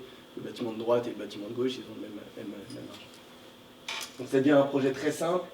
Bon, ils ont un petit peu plus d'argent parce qu'ils se payent des menuiseries chaînes, mais c'est quand même le même prix que le voisin. Et après, tout le détail des appuis de fenêtres. Là, on a des appuis de fenêtres en pierre, qui n'est pas la même pierre que celle-là, ainsi de suite. Là-dessus, avec donc les oreilles, les moustaches, toutes ces protection d'ouvrage, ça c'est quelque chose qui m'importe beaucoup. Et c'est pour ça qu'on a beaucoup commencé avec le social. C'est-à-dire que quand vous construisez un bâtiment en pierre, vous faites un sablage dans 100, 200 ans, et puis c'est fini. Vous n'avez pas un entretien, et quand vous construisez pour un parc social, qui eux doivent entretenir leur bâtiment tout le temps, c'est quand même moins cher qu'une résie quelconque ou un trespas, ou ce que vous voulez qui vient dans la façade. J'ai un peu de temps là encore. Ouais. Je passe un peu vite parce que j'ai encore 2 projets à montrer. Celui-là, c'est un bâtiment pour un immeuble mixte. On va montrer un autre exemple. Donc, c'était une menuiserie au rez-de-chaussée. J'adorais ce projet pour des questions aussi sociales. C'est-à-dire que la menuiserie, après il y avait des bureaux et du logement au-dessus, et ils devaient travailler tous dans le même immeuble. Et en fait, il y avait remettre le travail au sein de l'endroit où on vit, et ainsi de suite. C'était assez passionnant. Malheureusement, pour des questions budgétaires, c'est pas fait exactement comme ça, mais le projet était assez... Donc c'est une superposition assez simple, donc d'une menuiserie avec des bureaux et avec des logements. Et c'est un peu ce que je vais vous raconter. Donc c'est à Lyon, à Caluire. Pour ceux qui connaissent, c'est sur la colline de Croix-Rousse, la colline des travailleurs. Il y a beaucoup d'architectes. Et tout est construit en pierre. Donc là, c'est une vue un peu à la Choisy, donc vue par en dessous. Donc vous voyez bien les arches. Alors pourquoi on a fait des arches? C'est ce que je vous ai dit, c'est qu'on avait une grande... Là ici. On avait une menuiserie en pied. Donc une menuiserie, il a besoin de son espace, on ne va pas lui mettre des murs dans tous les sens. Ça n'a pas beaucoup de sens, il il va nous en vouloir. Bah là, qu'est-ce que je fais? Bah, j'ai pas le choix en pierre, je fais des arches. Donc là, c'est des arches qui font des portées de 7 mètres de long en pierre, donc sans problème, il n'y a toujours pas de béton. Dans les deux sens. Et après, par-dessus, je viens superposer donc, des arches plus petites, parce que bon, c'est du bureau, j'ai besoin de moins de hauteur sous plafond et ainsi de suite. Et dans l'autre sens, plutôt des poteaux, parce que j'avais pas besoin d'un pur open space comme dans une menuiserie, je peux limiter les coûts, limiter la casse, parce qu'une arche, ça vaut assez cher. Il faut payer votre cintre, il faut tailler les pierres en biais, et ainsi de suite, et ainsi de suite, et ainsi de suite. Donc là, vous voyez les arches. Donc ça, c'est pour la menuiserie. Là, c'est les bureaux, c'est des architectes qui ont pris les bureaux, au final. Très bons architectes. J'aurais bien aimé les avoir, mais pas la même commande qu'eux. Ils étaient très bons architectes. Ça, c'est les logements à l'intérieur, donc ce qu'il y a de plus simple. Mais on voit la qualité de ce qui se passe à l'intérieur d'un logement lorsqu'il est en pierre. Vous ne vivez pas dans un morceau de placo. Je pense que... Et il y a un truc, bon, j'ai des anecdotes, j'en ai 1000. Puis à chaque fois, ils me posent la question, mais comment je fais pour planter un clou là-dedans, etc. Je leur dis, mais quand vous faites dans du béton, bah, vous faites un trou et puis c'est la fin du débat. Mais la réalité, c'est qu'en fait, souvent maintenant, on met des tableaux, des machins pour habiller des murs, mais parce qu'en général, nos murs, ils sont tout blancs. Et donc en fait, c'est angoissant d'avoir un mur tout blanc et c'est même pas agréable à vivre. Mais quand vous avez un mur en pierre, là, avec toute la géologie qui est transparente et ainsi de suite, vous n'avez pas besoin de l'habiller comme vous l'habillez votre mur en placo. Donc en fait, j'ai jamais eu ce débat-là après avec des acquéreurs. Rêve. Donc là, vous voyez, les chantiers, c'est des chantiers très propres, c'est des chantiers entièrement préfabriqués, hors site, parce que c'est à la mode de le dire ce mot-là, mais entièrement préfabriqués. Donc là, on a utilisé 2 pierres différentes. Donc ça, c'est de la pierre, c'est 2 pierres d'Espagne. Alors pourquoi elles viennent d'Espagne? En fait, à la base, c'était des pierres qui venaient aussi de Poitou, mais comme ils venaient de gagner la Suisse, on leur a dit laissez tomber, c'était leur premier vrai chantier de France, Pierre Poitou-Charentes, de pierre massive. Ils avaient fait un petit peu avant, mais ils se sont entièrement équipés pour livrer le chantier. Et là, comment on peut pousser la pierre en Mayenne? J'ai eu le même débat il y a un mois en Corse. Ben, en fait, c'est la commande. Si demain il y a la commande, les carrières, elles se fourniront et elles débiteront pour ce qu'il faut. S'il n'y a pas de commande, ils ne feront pas. Donc là, ils avaient donc ils ont livré ça. Et donc, c'est des pierres espagnoles qui sont arrivées. Très belle pierre, ça c'est de la Marina et de l'Albaniel. Et là aussi très simple. Ben là j'ai des arches avec des taux de compression, vous imaginez, qui sont plus supérieurs que des murs complets. Donc j'ai une pierre plus dure que la pierre au-dessus. Et pourquoi j'ai des boîtes en bois? Ben, c'est qu'en fait mon refend c'est très simple. J'ai un refend toutes les 3 travées. Et donc j'avais un mur ici qui portait sur rien. En dessous j'avais pas de mur. Ben, donc on construit léger, donc on construit en bois. Et c'est la seule raison pourquoi j'ai fait du bois là-haut. C'est pas pour faire joli des boîtes en bois là-haut. C'est qu'en fait, la descente de charge, elle doit descendre. Voilà, j'aurais pas pu le faire en pierre. Ouais, la pierre, bon, c'est la coursive, Croix-Roussienne, ainsi de suite. Je passe sur ces questions. Et donc pour finir, là c'est un tout petit projet qu'on a fait dans les carrières de Fontvieille. Donc les carrières de Fontvieille, c'est dans le Luberon. On ne dit pas Luberon, Luberon, dans l'Avro. Très connu parce que c'est les grandes carrières d'un très grand architecte qui a fait la reconstruction à post-guerre tout en pierre massive. Donc on a Jerry, Dir el-Massoul, Dir el-Saada, 400 colonnes, 200 colonnes. Et puis des grandes opérations d'Aix, enfin je passe. Et le port de Marseille, pour ceux qui connaissent bien, le port de Marseille, c'est lui. Donc c'est ces carrières un peu fétiches. Et donc on avait un petit bâtiment, ce que vous voyez là-bas ici, entre 2 bâtiments de Fernand Pouillon à construire. Vous voyez un petit peu, là il y a la coupe, on voit bien un petit peu l'enjeu qui se crée au-dessus de cette carrière. Et qu'est-ce qu'on va faire ici? On n'avait pas vraiment de programme, on avait un peu une dent creuse, ils ne savaient pas trop quoi faire, notre maître d'ouvrage. Donc c'est la carrière. On dit, on va vous faire un espace de contemplation un petit peu pour apprécier la pierre, apprécier la lumière sur la pierre et ainsi de suite. Puis ça se suffira à lui-même. Donc qu'est-ce qu'on a fait? Donc je vous ai expliqué le premier chef de Vauvert, c'était un bloc, puis soit c'est un bloc en hauteur vaut 2 couchers. Ben là on a fait un peu la même chose, on a pris toujours le même bloc. Donc c'est un bloc découpé en 2, avec un angle particulier. Et on a fait tout le projet avec un seul bloc. Qui en fait c'est juste une coupe en 2. Et là, ce genre de projet-là, donc là c'est le maître à l'exercice, ou vous pouvez le faire comme maquette. Et là, il y a un rapport, là c'est pour les architectes, hein, mais pour tout le monde en fait, hein, directement entre la matière et l'humain, c'est-à-dire que les outils qui amènent à la conception de ce qu'on fait, en fait, il y a un rapport direct. Et donc là, vous voyez les blocs qui sont en train d'être posés les uns sur les autres pour faire la maquette du projet, et avec son simple jeu de pesanteur. C'est-à-dire que si le bloc il tombe, bah, ça ne marche pas. Vous n'avez pas le droit de mettre de colle, vous n'avez pas le droit d'en faire. Et toute la construction, nos projets, on peut les faire comme ça. Donc ça donne des effets, bon je passe sur tous les plans, donc vous voyez c'est toujours le même bloc, posé dans un sens ou dans un autre. Et puis en fait ça donne des effets en fait, de gravité assez intéressantes, assez passionnantes, et ça crée après des lumières dedans. Donc il y a tout un jeu, j'ai passé sur le bioclimatisme, les bassins, etc. Sinon j'en aurais pour 2 heures là-dessus. Donc là vous voyez le bâtiment, et là c'est toujours avec le même bloc construit. Et donc à l'intérieur vous avez des jeux directement avec les traits de scie dans un sens, pas dans l'autre, et ainsi de suite. Et donc vous pouvez jouer après sur les matières. Mais c'est toujours le processus industriel, il n'y a pas eu de bouchardage, de layage, de ce que vous voulez, c'est simplement son trait de découpe qu'on met dans un sens ou dans l'autre. Et ça c'est l'intérieur, donc tout en pierre avec un jardin aquatique, on va appeler ça. Et donc la lumière qui vient se diffuser selon les angles du projet, et ainsi de suite, là-dedans. Donc ça c'est typique le genre de projet où si vous ne faites pas en maquette, c'est impossible à faire, à concevoir même.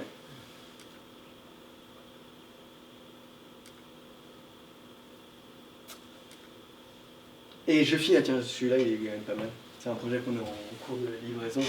Donc ça c'est du logement social aussi, un peu d'accession pour un promoteur qui a eu le courage de se lancer avec nous sur 180 logements d'un coup, 150, en une phase, tout en pierre massive. Là il y a encore plus de mètres cubes que celle d'avant, il y a près de 4000 mètres cubes, 8000 blocs, tout en pierre. Donc, avec un coût qui est celui d'une ZAC, donc avec des coûts maîtrisés comme tout le monde. Hein. Et comment on arrive à faire ce projet-là? Donc là, je passe sur la façade arrière. Bah, c'est un projet très simple. Donc c'est des refends, les uns à côté des autres, toujours le même pour pouvoir optimiser les dalles. Parce qu'en fait, il ne faut pas se leurrer, là, ce que je raconte. La pierre, 1 mètre carré de pierre vaut toujours plus cher qu'1 mètre carré de parpaing.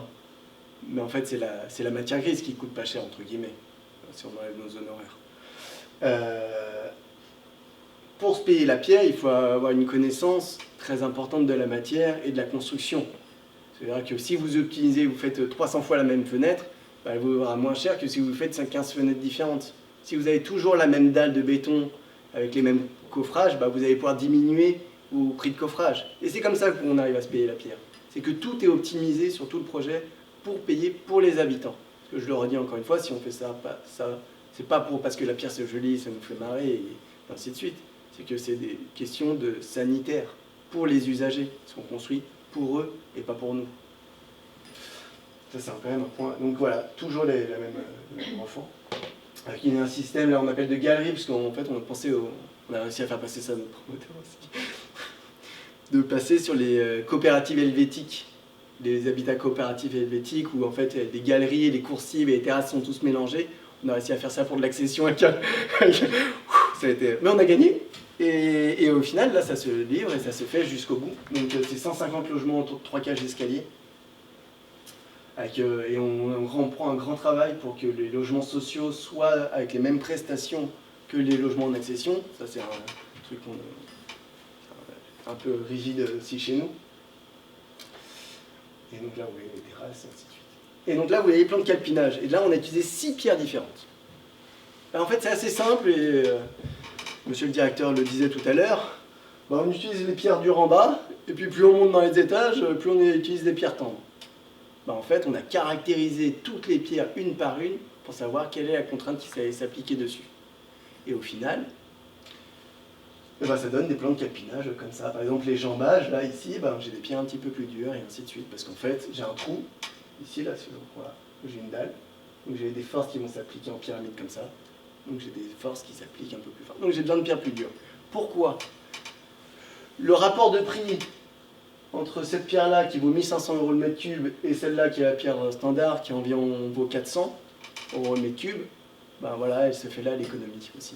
On utilise donc là vous voyez aussi la question de dérapage, donc on va avoir toute une série de couleurs qui va se lire sur la façade naturellement, sur le projet. Donc après je passe sur le travail des bandes. Donc là vous voyez un tour en plate-bande. Là, même sur cette façade-là, il y a même les 6 types de pierres différentes du projet. Ça c'est un autre projet. J'aime bien finir par cette phrase parce qu'une autre phrase, c'est que il dit toujours qu'il faut utiliser le bon matériau au bon endroit, qui en général sert à justifier le béton, très souvent. Donc moi je préfère dire d'utiliser la bonne pierre au bon endroit. Merci.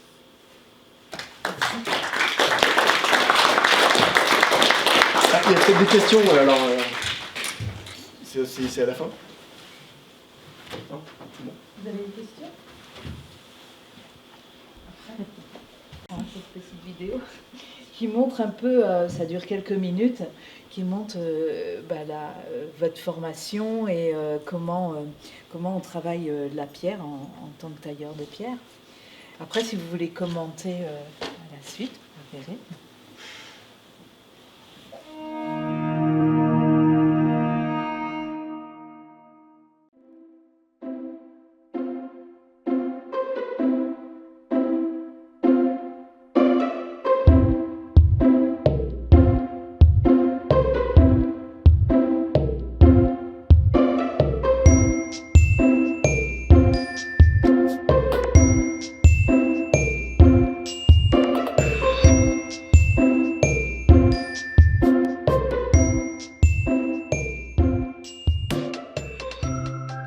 Donc je me présente, donc Lucien Landau, donc je travaille je me suis installé en tant que maçon, tailleur de pierre.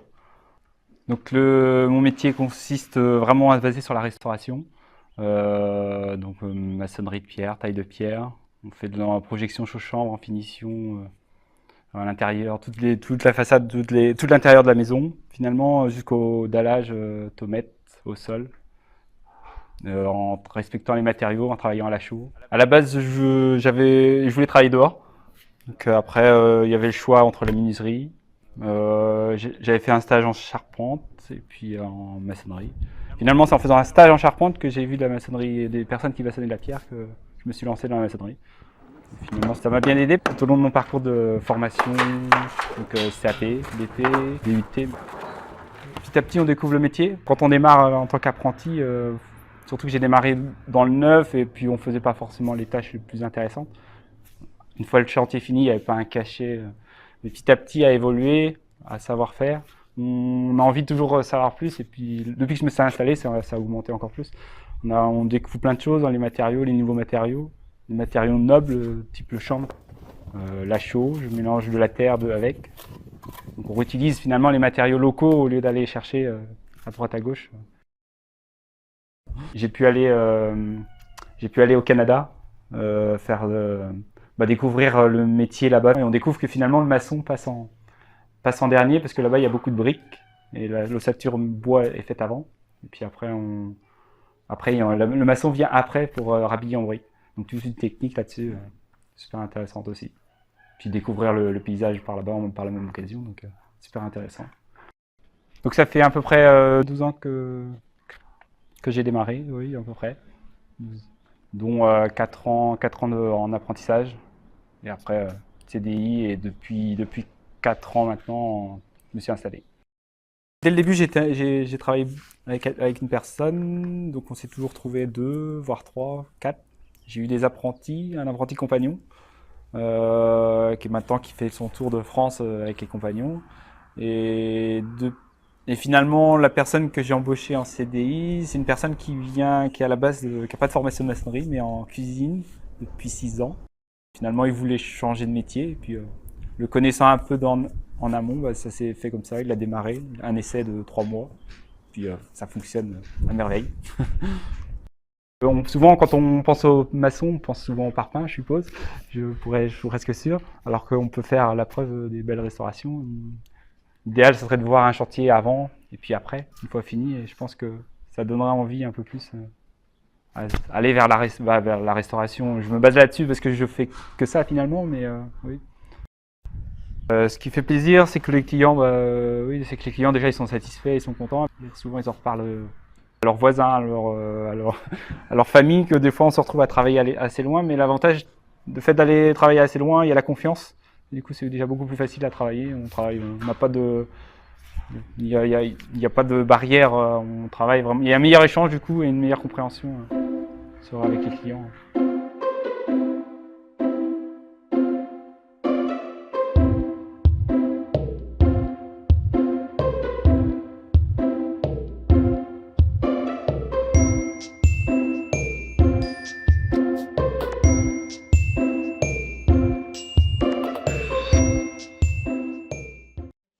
Vous voulez commenter quelque chose, Lucien? C'est dit, tout est dit. Oui, il y a 5 ans, hein, quelque chose comme ça. Mhm. Ok. On devait avoir quelqu'un qui a un tailleur de pierre, et puis on n'a pas de nouvelles de lui, il n'est pas là. On a, donc il s'appelle Jackie Renier, il vient de Château-Gontier. Donc on avait reçu ses photos. On va essayer de vous passer ces photos. On ne va pas commenter beaucoup. Voilà, il nous a mis beaucoup de photos. Et je ne sais pas, peut-être que David, toi tu le connaissais, non? Tu as déjà entendu parler de lui? Ouais. Oui, parce qu'apparemment il est assez connu en Mayenne. Et voilà, donc il est artisan de tailleur de pierre depuis je crois qu'il est en fin de carrière. Il nous avait expliqué aussi qu'il allait s'arrêter bientôt. Donc depuis avant les années 2000, hein, depuis 1994. Et il fait beaucoup de réhabilitation dans le bâti, dans l'habitat et dans le bâti ancien, et sur toutes sortes de projets, aussi bien des grandes demeures que des corps de ferme, voilà, et des architectures plus caractéristiques du patrimoine aussi de la Mayenne. Donc après, on ne sait pas trop commenter parce qu'on n'a pas plus d'explications.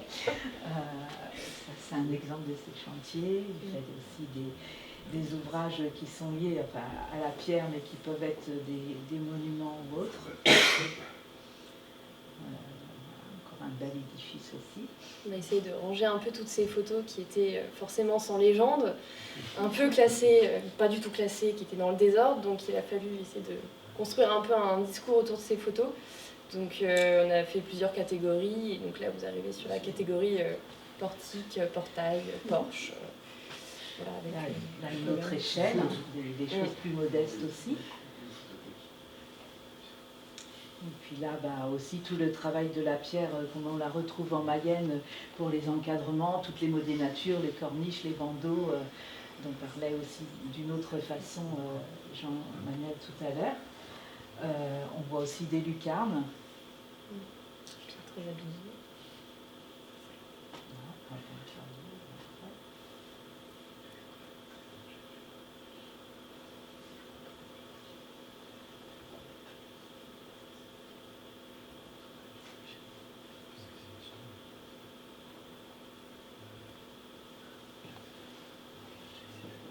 Puis des intérieurs aussi, il y a quelques photos d'intérieur.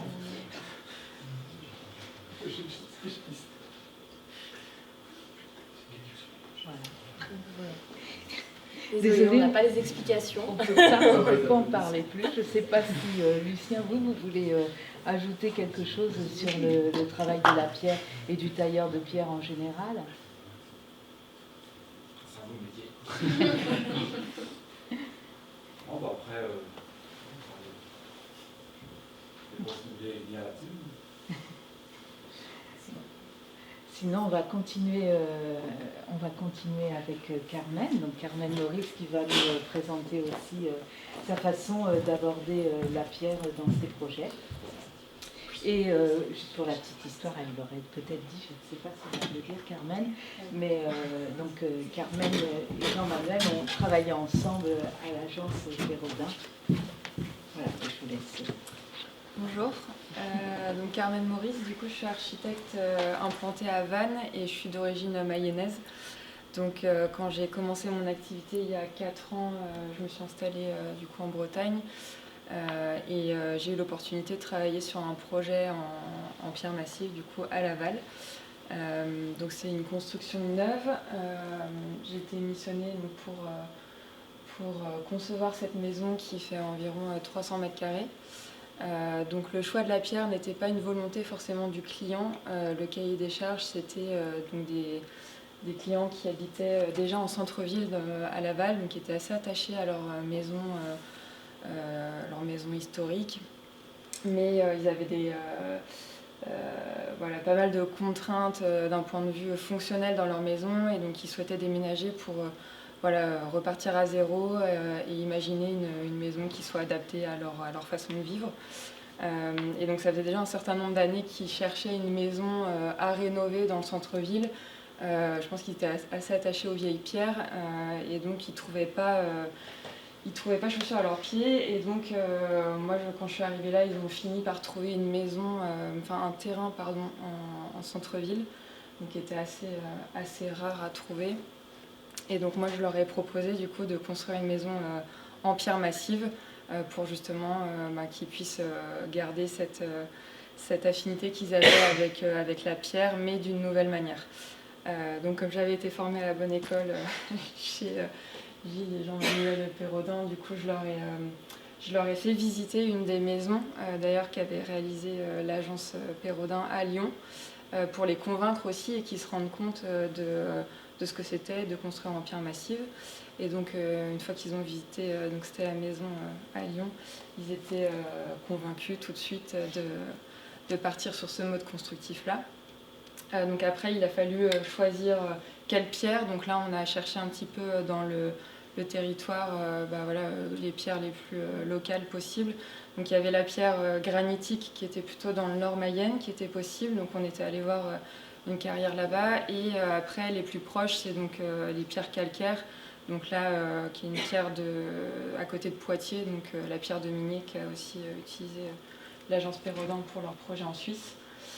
Et donc on s'est plutôt tourné vers cette pierre-là et pas le granit, parce que donc le granit était une pierre beaucoup plus dense et plus dure, et elle était beaucoup plus chère aussi. Donc on s'est plutôt tourné vers la pierre calcaire. Donc la carrière, elle est quand même à 3 heures de route d'ici, donc en termes de distance, c'était encore cohérent avec la position du projet. Et le client souhaitait aussi utiliser une pierre qui soit très blanche, donc pour se rapprocher de la pierre de Tuffeau, où on a aussi déjà cette écriture qu'on peut retrouver à Laval dans le centre-ville sur certaines maisons de maître ou certains bâtiments publics. Donc on a fait un travail en amont, donc c'était important. Pourquoi je racontais ça? Parce que c'était important d'avoir le choix de la carrière déjà en amont dans les études, parce que ça nous a permis de pousser avec eux pour déjà voir quel était leur débit maximum au niveau des pierres, pour justement dans cette logique d'économie de projet, et du coup concevoir le projet en fonction de ces dimensions de pierres qu'on pouvait extraire. Donc le projet, je vais pas forcément rentrer dans le détail du plan aussi pour des raisons de confidentialité, mais je vais plutôt parler du mode constructif. Donc là, la maison, elle a été terminée là, ce mois-ci. Il reste encore les aménagements extérieurs, donc on n'a pas fait les photos définitives, donc je vais montrer plutôt des photos de chantier. Donc là, c'est le travail de calpinage qu'on a fait aussi nous-mêmes à l'agence, à partir justement donc, des dimensions qui nous ont été données par la carrière. Donc la maison, elle est assez simple d'un point de vue spatial, donc elle se déroule en L autour d'un patio, et il y a un niveau au-dessus avec une toiture double pan, et les restes des ailes sont avec une toiture plate.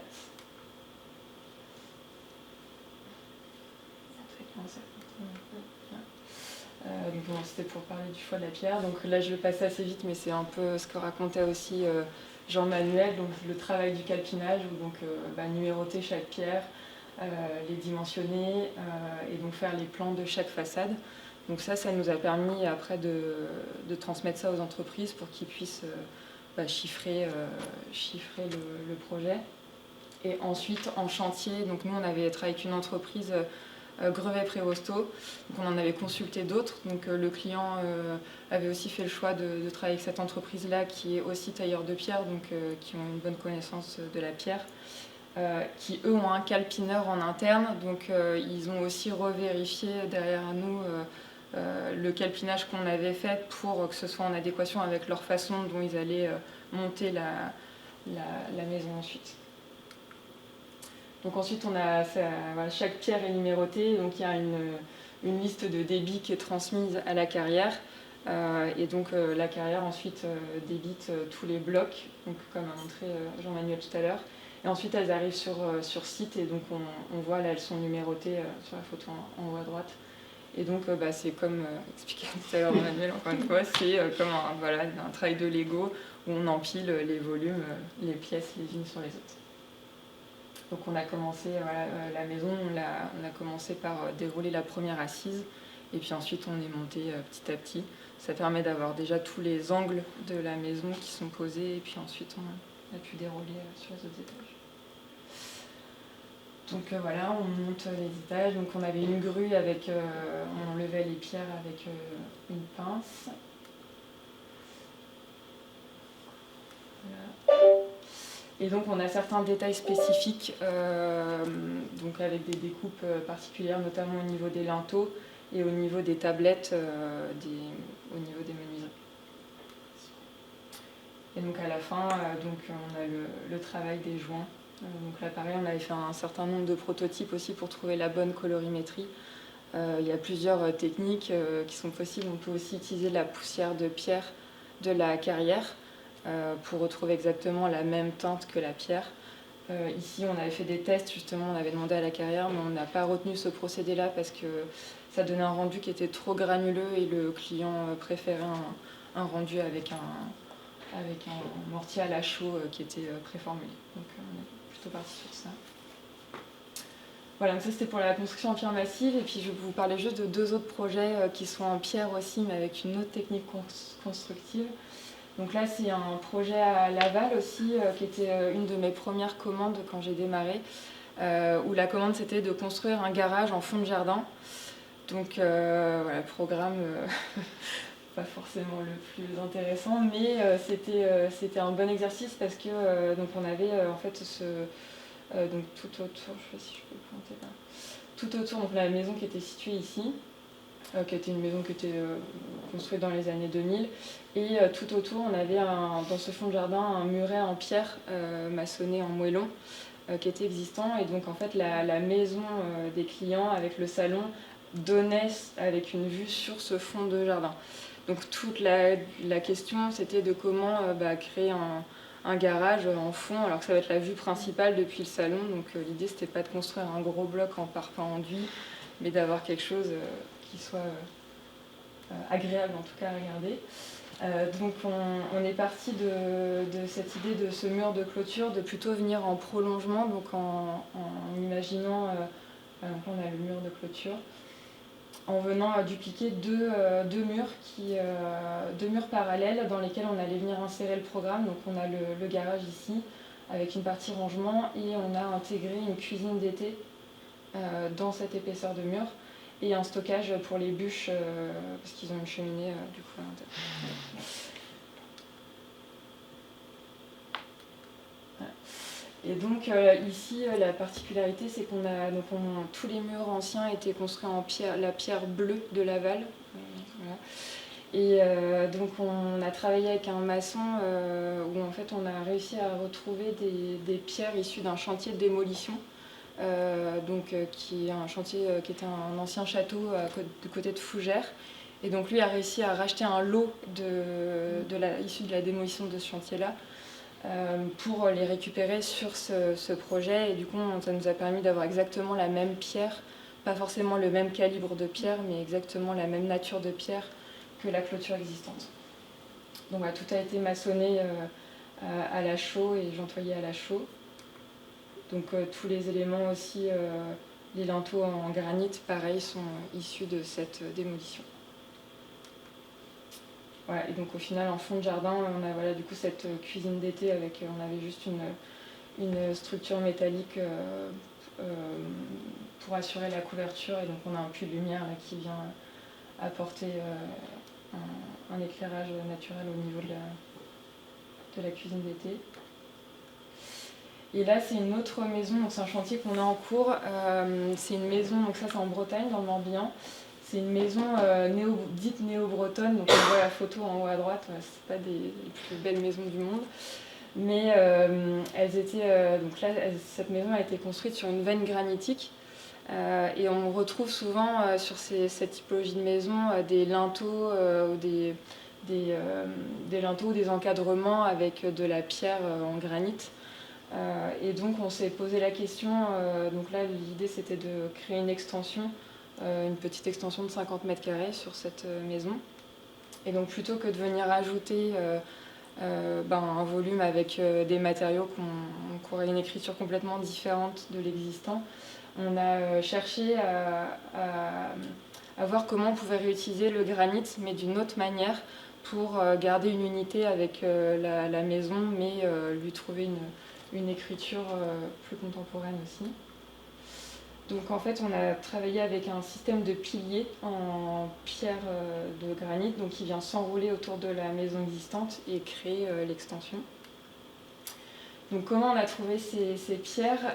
En fait, j'ai fait une recherche un petit peu sur les carrières du coin. Et donc il n'y en a plus aucune en activité qui fait du massif en Bretagne. Ça fait un certain nombre d'années que je cherche, mais il n'y a rien du tout. Toutes les pierres, même pour les rénovations de bâtis anciens, viennent du Portugal. Il n'y en a plus aucune qui est extraite en Bretagne. Et donc je tapais sur Google à chercher un peu toutes les carrières. Et il y en avait qui ne répondaient pas au téléphone, mais je voyais qu'elles étaient encore en activité. Donc j'ai pris ma voiture et je suis allée dans une des carrières qui était à 10 minutes de là-bas. Et quand je suis arrivée là-bas, je me suis un peu demandé ce que je faisais là, toute seule dans cet endroit paumé. Mais je suis tombée du coup sur une carrière avec énormément donc on voyait le trou de la carrière, mais tout semblait mort. Il y avait juste un hangar avec une voiture qui était là, mais je savais pas trop ce qui s'y passait. Et autour, il y avait des montagnes de déchets comme ça, avec ce qu'on appelle les croûtes de pierre, mais du coup c'est tous les déchets justement issus de l'extraction. Et donc j'ai commencé à me balader là-dedans, et puis j'ai fini par rencontrer quelqu'un qui était en train de faire justement de la découpe de pierre, et donc j'ai commencé à parler avec lui. Et il m'expliquait que la carrière n'était plus en activité, donc ils ne font plus d'extraction sur la carrière, mais par contre ils reçoivent des pierres de l'étranger et ils continuent à faire la découpe. Donc je leur ai demandé ce qu'ils faisaient de toutes ces pierres-là. Et s'il les vendait, il m'a dit les vendre, mais pourquoi faire? Non, ça va rester là. Donc je leur ai dit vous pouvez nous les donner, comme ça. Nous on va en faire un projet. Et donc en fait on a commencé à s'intéresser justement à ces grands éléments qui pouvaient servir de poteaux pour la construction de l'extension.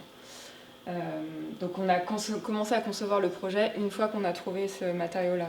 J'ai un peu présenté les choses à l'inverse, mais donc c'est après qu'on avait imaginé du coup cette extension avec ces piliers qui seraient du coup pas forcément homogènes dans la construction. Et donc voilà, du coup on a réussi à travailler à trouver un maçon qui était d'accord pour mettre en œuvre ces pierres, et donc de toute façon c'était fini.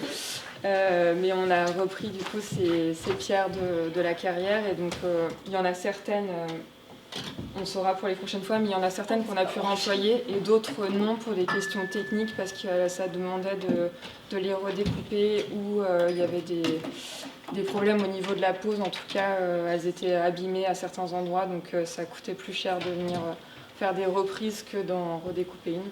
Donc il y en a, on a pu en réutiliser une certaine partie et d'autres qu'on a dû redécouper. Voilà, donc ça vous permettait de voir plusieurs façons d'utiliser la pierre en moellon, en massif ou en réemploi. Et donc, aussi j'avais une dernière page, mais c'était pour montrer d'autres projets sur lesquels on travaille. Donc on ne fait pas que du particulier, mais on travaille aussi pour des collectivités, pour des professionnels, notamment dans le monde agricole. Donc là on a un projet d'écurie, donc j'étais avec le CEU la semaine dernière. Des projets de chais viticoles, de cidrerie, et puis on fait aussi des petits équipements publics. On a livré une petite médiathèque et là on est en train de concevoir une salle de gym. Voilà. Donc on explore aussi d'autres techniques constructives. Là on fait un projet en béton de chanvre. Le chai à Sarzeau il a été construit en briques monomures. Voilà, mais toujours dans cette idée de concevoir aussi avec des matériaux naturels, mais adaptés aussi au projet, au programme et au budget. Voilà. Ça arrive, je suis vraiment désolée. Non, c'est pas grave, j'avais plus fini.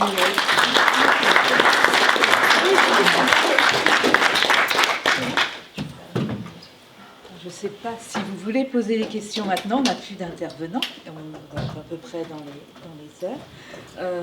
Est-ce que vous avez des questions avant de prendre un petit verre? Soit à Carmen, soit... Oui.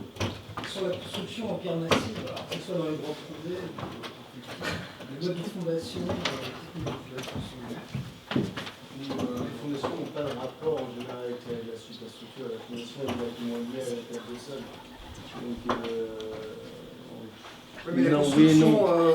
Non, moi j'ai construit sur radier, sur pieux profond, sur semelle filante.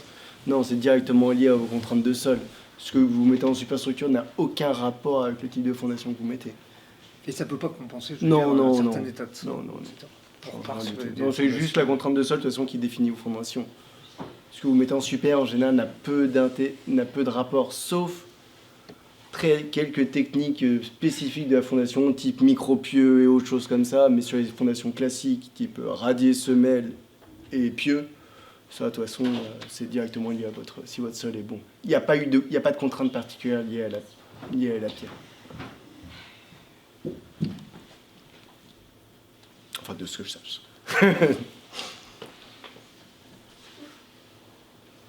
Autre question? Oui. Ouais, dans une carrière, dans la recherche des artisans pour des projets du coup, de rénovation avec notamment des déchets issus de carrière. Je suppose que c'était pas simple de trouver l'artisan qui accepte de prendre des déchets de carrière, mettre pourquoi pas son assurance dessus, mais je pense que c'est également un savoir-faire qui n'est pas forcément commun. Et donc voilà, je voulais voir, je sais pas si dans cette recherche-là, comment est-ce que vous avez construit votre appel d'offres par rapport à ça? En fait, nous, les clients avaient l'habitude de travailler avec ce maçon-là, et donc ils se connaissaient bien, et du coup, on n'a pas vraiment eu le choix sur le maçon avec qui on devait travailler.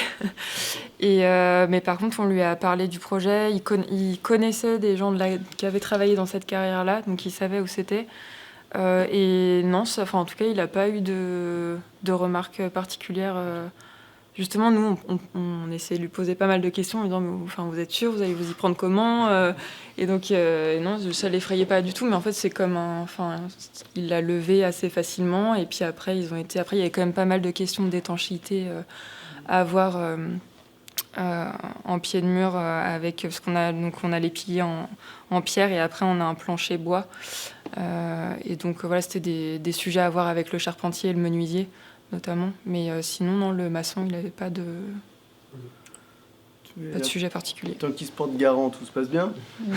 Mais après la question en effet, mais c'est pour tout type de réemploi, c'est la caractérisation des éléments. C'est-à-dire que il vous dit que c'est du granit de tel type, mais tant que tout le monde le croit, ça va bien. Après la question c'est quand vous passez sur d'autres échelles, ainsi de suite, de faire la même chose, où là vous avez un bureau de contrôle qui vient vous dire mais attendez, moi, il me faut la fiche technique de ce matériau-là. C'est plus simple pour du particulier, je pense. Ouais. Mais en effet, ça pose une vraie question sur la caractérisation pour les assurances, en effet. Après, si tout le monde se porte garant, tout se passe bien. Oui, mais là, c'était... Là, c'était considéré comme une pierre... Une vieille pierre de granit, on va pas faire une étude sur une vieille pierre de granit. Oh là, j'en ai vu des vertes et des pas mûres. De refaire une étude sur une vieille pierre de granit? Ah non, sur d'autres trucs, sur des pierres que j'ai posées. Et on m'a dit, mais attends, elle n'a pas la même couleur que c'est. T'es sûr que c'est la bonne pierre? J'ai dit, vous pouvez faire un sondage destructif si vous voulez, monsieur. Mais ouais. C'est vrai que j'ai déjà eu ça. Ouais, mais. Vous connaissez bien, il manquait une pierre. Je me suis fourni chez un autre tailleur de pierre, je sais que c'était la même pierre. Mais elle a été blanche beaucoup plus longtemps, pendant 5-6 mois, le temps qu'elle sèche. Et on m'a dit, vous n'avez pas mis la même pierre. Et puis au bout d'un moment, ils sont revenus me voir, excusez-nous. Parce qu'ils en faisaient la pub. C'est ça, mais ça marche pour le petit, mais après, sur d'autres trucs, il vous manque un type de pierre sur un R+8, Vous avez vendu et on l'a dit que c'était une pierre dure, hein, quelqu'un marbrié. Mais en fait, il ne vous croit pas. Qu'est-ce qui se passe? Bon, après, c'est la bonne foi de chacun. En effet, qui fait foi. Hein. De toute façon, il y a un moment, ça reste un chantier. Des humains et des cailloux qui se posent les uns sur les autres. Donc, bon.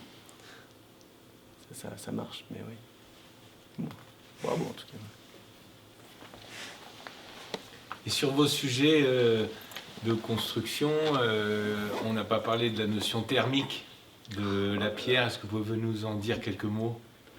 D'un point de vue, là j'ai une petite anecdote. Donc le dernier bâtiment qu'on livre, là, Zac des Girondins, qu'on fait avec donc un génie, parce que pour en parler, outre la notion de confort, donc là je ne vais pas m'attarder sur la notion de confort, qui est la relation des infrarouges qui se projettent sur un mur, ainsi de suite. Bon bref, passons là-dessus. Sur le confort d'été, nous on a fait tout un bâtiment, c'est assez fou, donc tout en pierre, etc. Et puis on l'a étudié avec, donc c'est Franck Boutet, qui est un ingénieur HQE qui a fait les études. Et le bâtiment, il fonctionnait très très bien sans isolant. En simulation thermique dynamique, donc ces fameux que de la pierre partout en fente épaisseur, il n'y a pas de raison que ça ne marche pas. Mais la réglementation thermique, la RE 2025, m'oblige à mettre de l'isolant. Donc j'ai dégradé le confort des habitants et la simulation thermique dynamique pour justifier de la RE 20. Après, si on parle, ça c'est une aberration, parce qu'en gros ça va coûter de l'argent, ça diminue le confort des habitants, et en fait moi j'aurais préféré leur payer autre chose aux habitants. Après, de base quand même, pas si on parle de, parce que ça se quantifie ces choses-là en simulation thermique dynamique, on a un gain de plus 80% de confort d'été par rapport à un bâtiment normal. Donc en confort d'été, c'est-à-dire que la période est liée au déphasage de l'inertie et déphasage saisonnier. En fait, ça se calcule en journée d'inconfort ou en heure d'inconfort. En fait, j'en ai 80% moins que sur un bâtiment classique lorsque je suis en pierre massif constructive. Voilà. C'est tout ce que je peux dire sur la thermique. Mais en effet, la pierre, aujourd'hui, au regard des calculs aujourd'hui, quand vous faites un calcul pour la RE, elle calcule l'isolant. Donc le U ou le R de cette... Il ne prend pas en compte l'inertie thermique, la physique du bâtiment, etc. Donc c'est comme si en fait, vous n'aviez rien dans leur calcul fait par... bien piloté par Saint-Gobain, là, je regarde la caméra, ils calculent que l'isolant. Donc c'est sûr que la pierre elle n'est pas isolante, c'est comme si vous mettiez quasiment rien. Donc vous êtes obligé de mettre un isolant, même si vous prouvez que ça dégrade le confort des habitants. Voilà. Mais c'est bon, ça reste quand même mieux, et aujourd'hui on a des très gros gains, en tout cas en confort estival dessus. Après, il faudrait faire le travail sur le confort réel, parce qu'il y a le confort, ça c'est du degré que je vous ai donné. Après, il y a le véritable confort thermique, qui est encore autre chose. C'est-à-dire que vous ne viviez pas de la même manière dans 18 degrés dans une paroi en verre que 18 degrés entre des murs en pierre. Parce qu'en fait, votre physique fait que vous êtes contre des parois chaudes ou des parois froides, et donc la notion de confort est complètement différente. Et pour moi, c'est ça qui m'importe le plus, outre l'économie, vous avez vu, je suis un peu un psychopathe de l'économie, c'est le confort des habitants. Et ça, il n'y a pas mieux que les matériaux à forte inertie. Je ne sais pas si j'ai répondu à la question, mais peut-être. Non, le mieux, ça serait de mettre juste un badigeon en béton de chambre. Un petit 5 cm, ça serait parfait, mais ça ne me suffit pas pour la RE. Ouais, 3 cm juste en badigeon, ça serait le top. Non, je suis obligé de mettre 20, même sur des bâtiments, je suis caricature, mais c'est la folie. Moi, des bâtiments où je suis 60 cm de pierre, derrière, je suis obligé de mettre 20-30 cm de polyuréthane, avec une laine, un machin, un truc. C'est du délire. Mais bon, il y a un moment, il faut jouer avec les règles du jeu, et puis les habitants, ils gratteront les isolants, et puis ils gagneront des mètres carrés demain. Allez. Comme ça, c'est la vie. Il y a des combats que je mène, mais la RE20, c'est trop pour moi. C'est trop loin.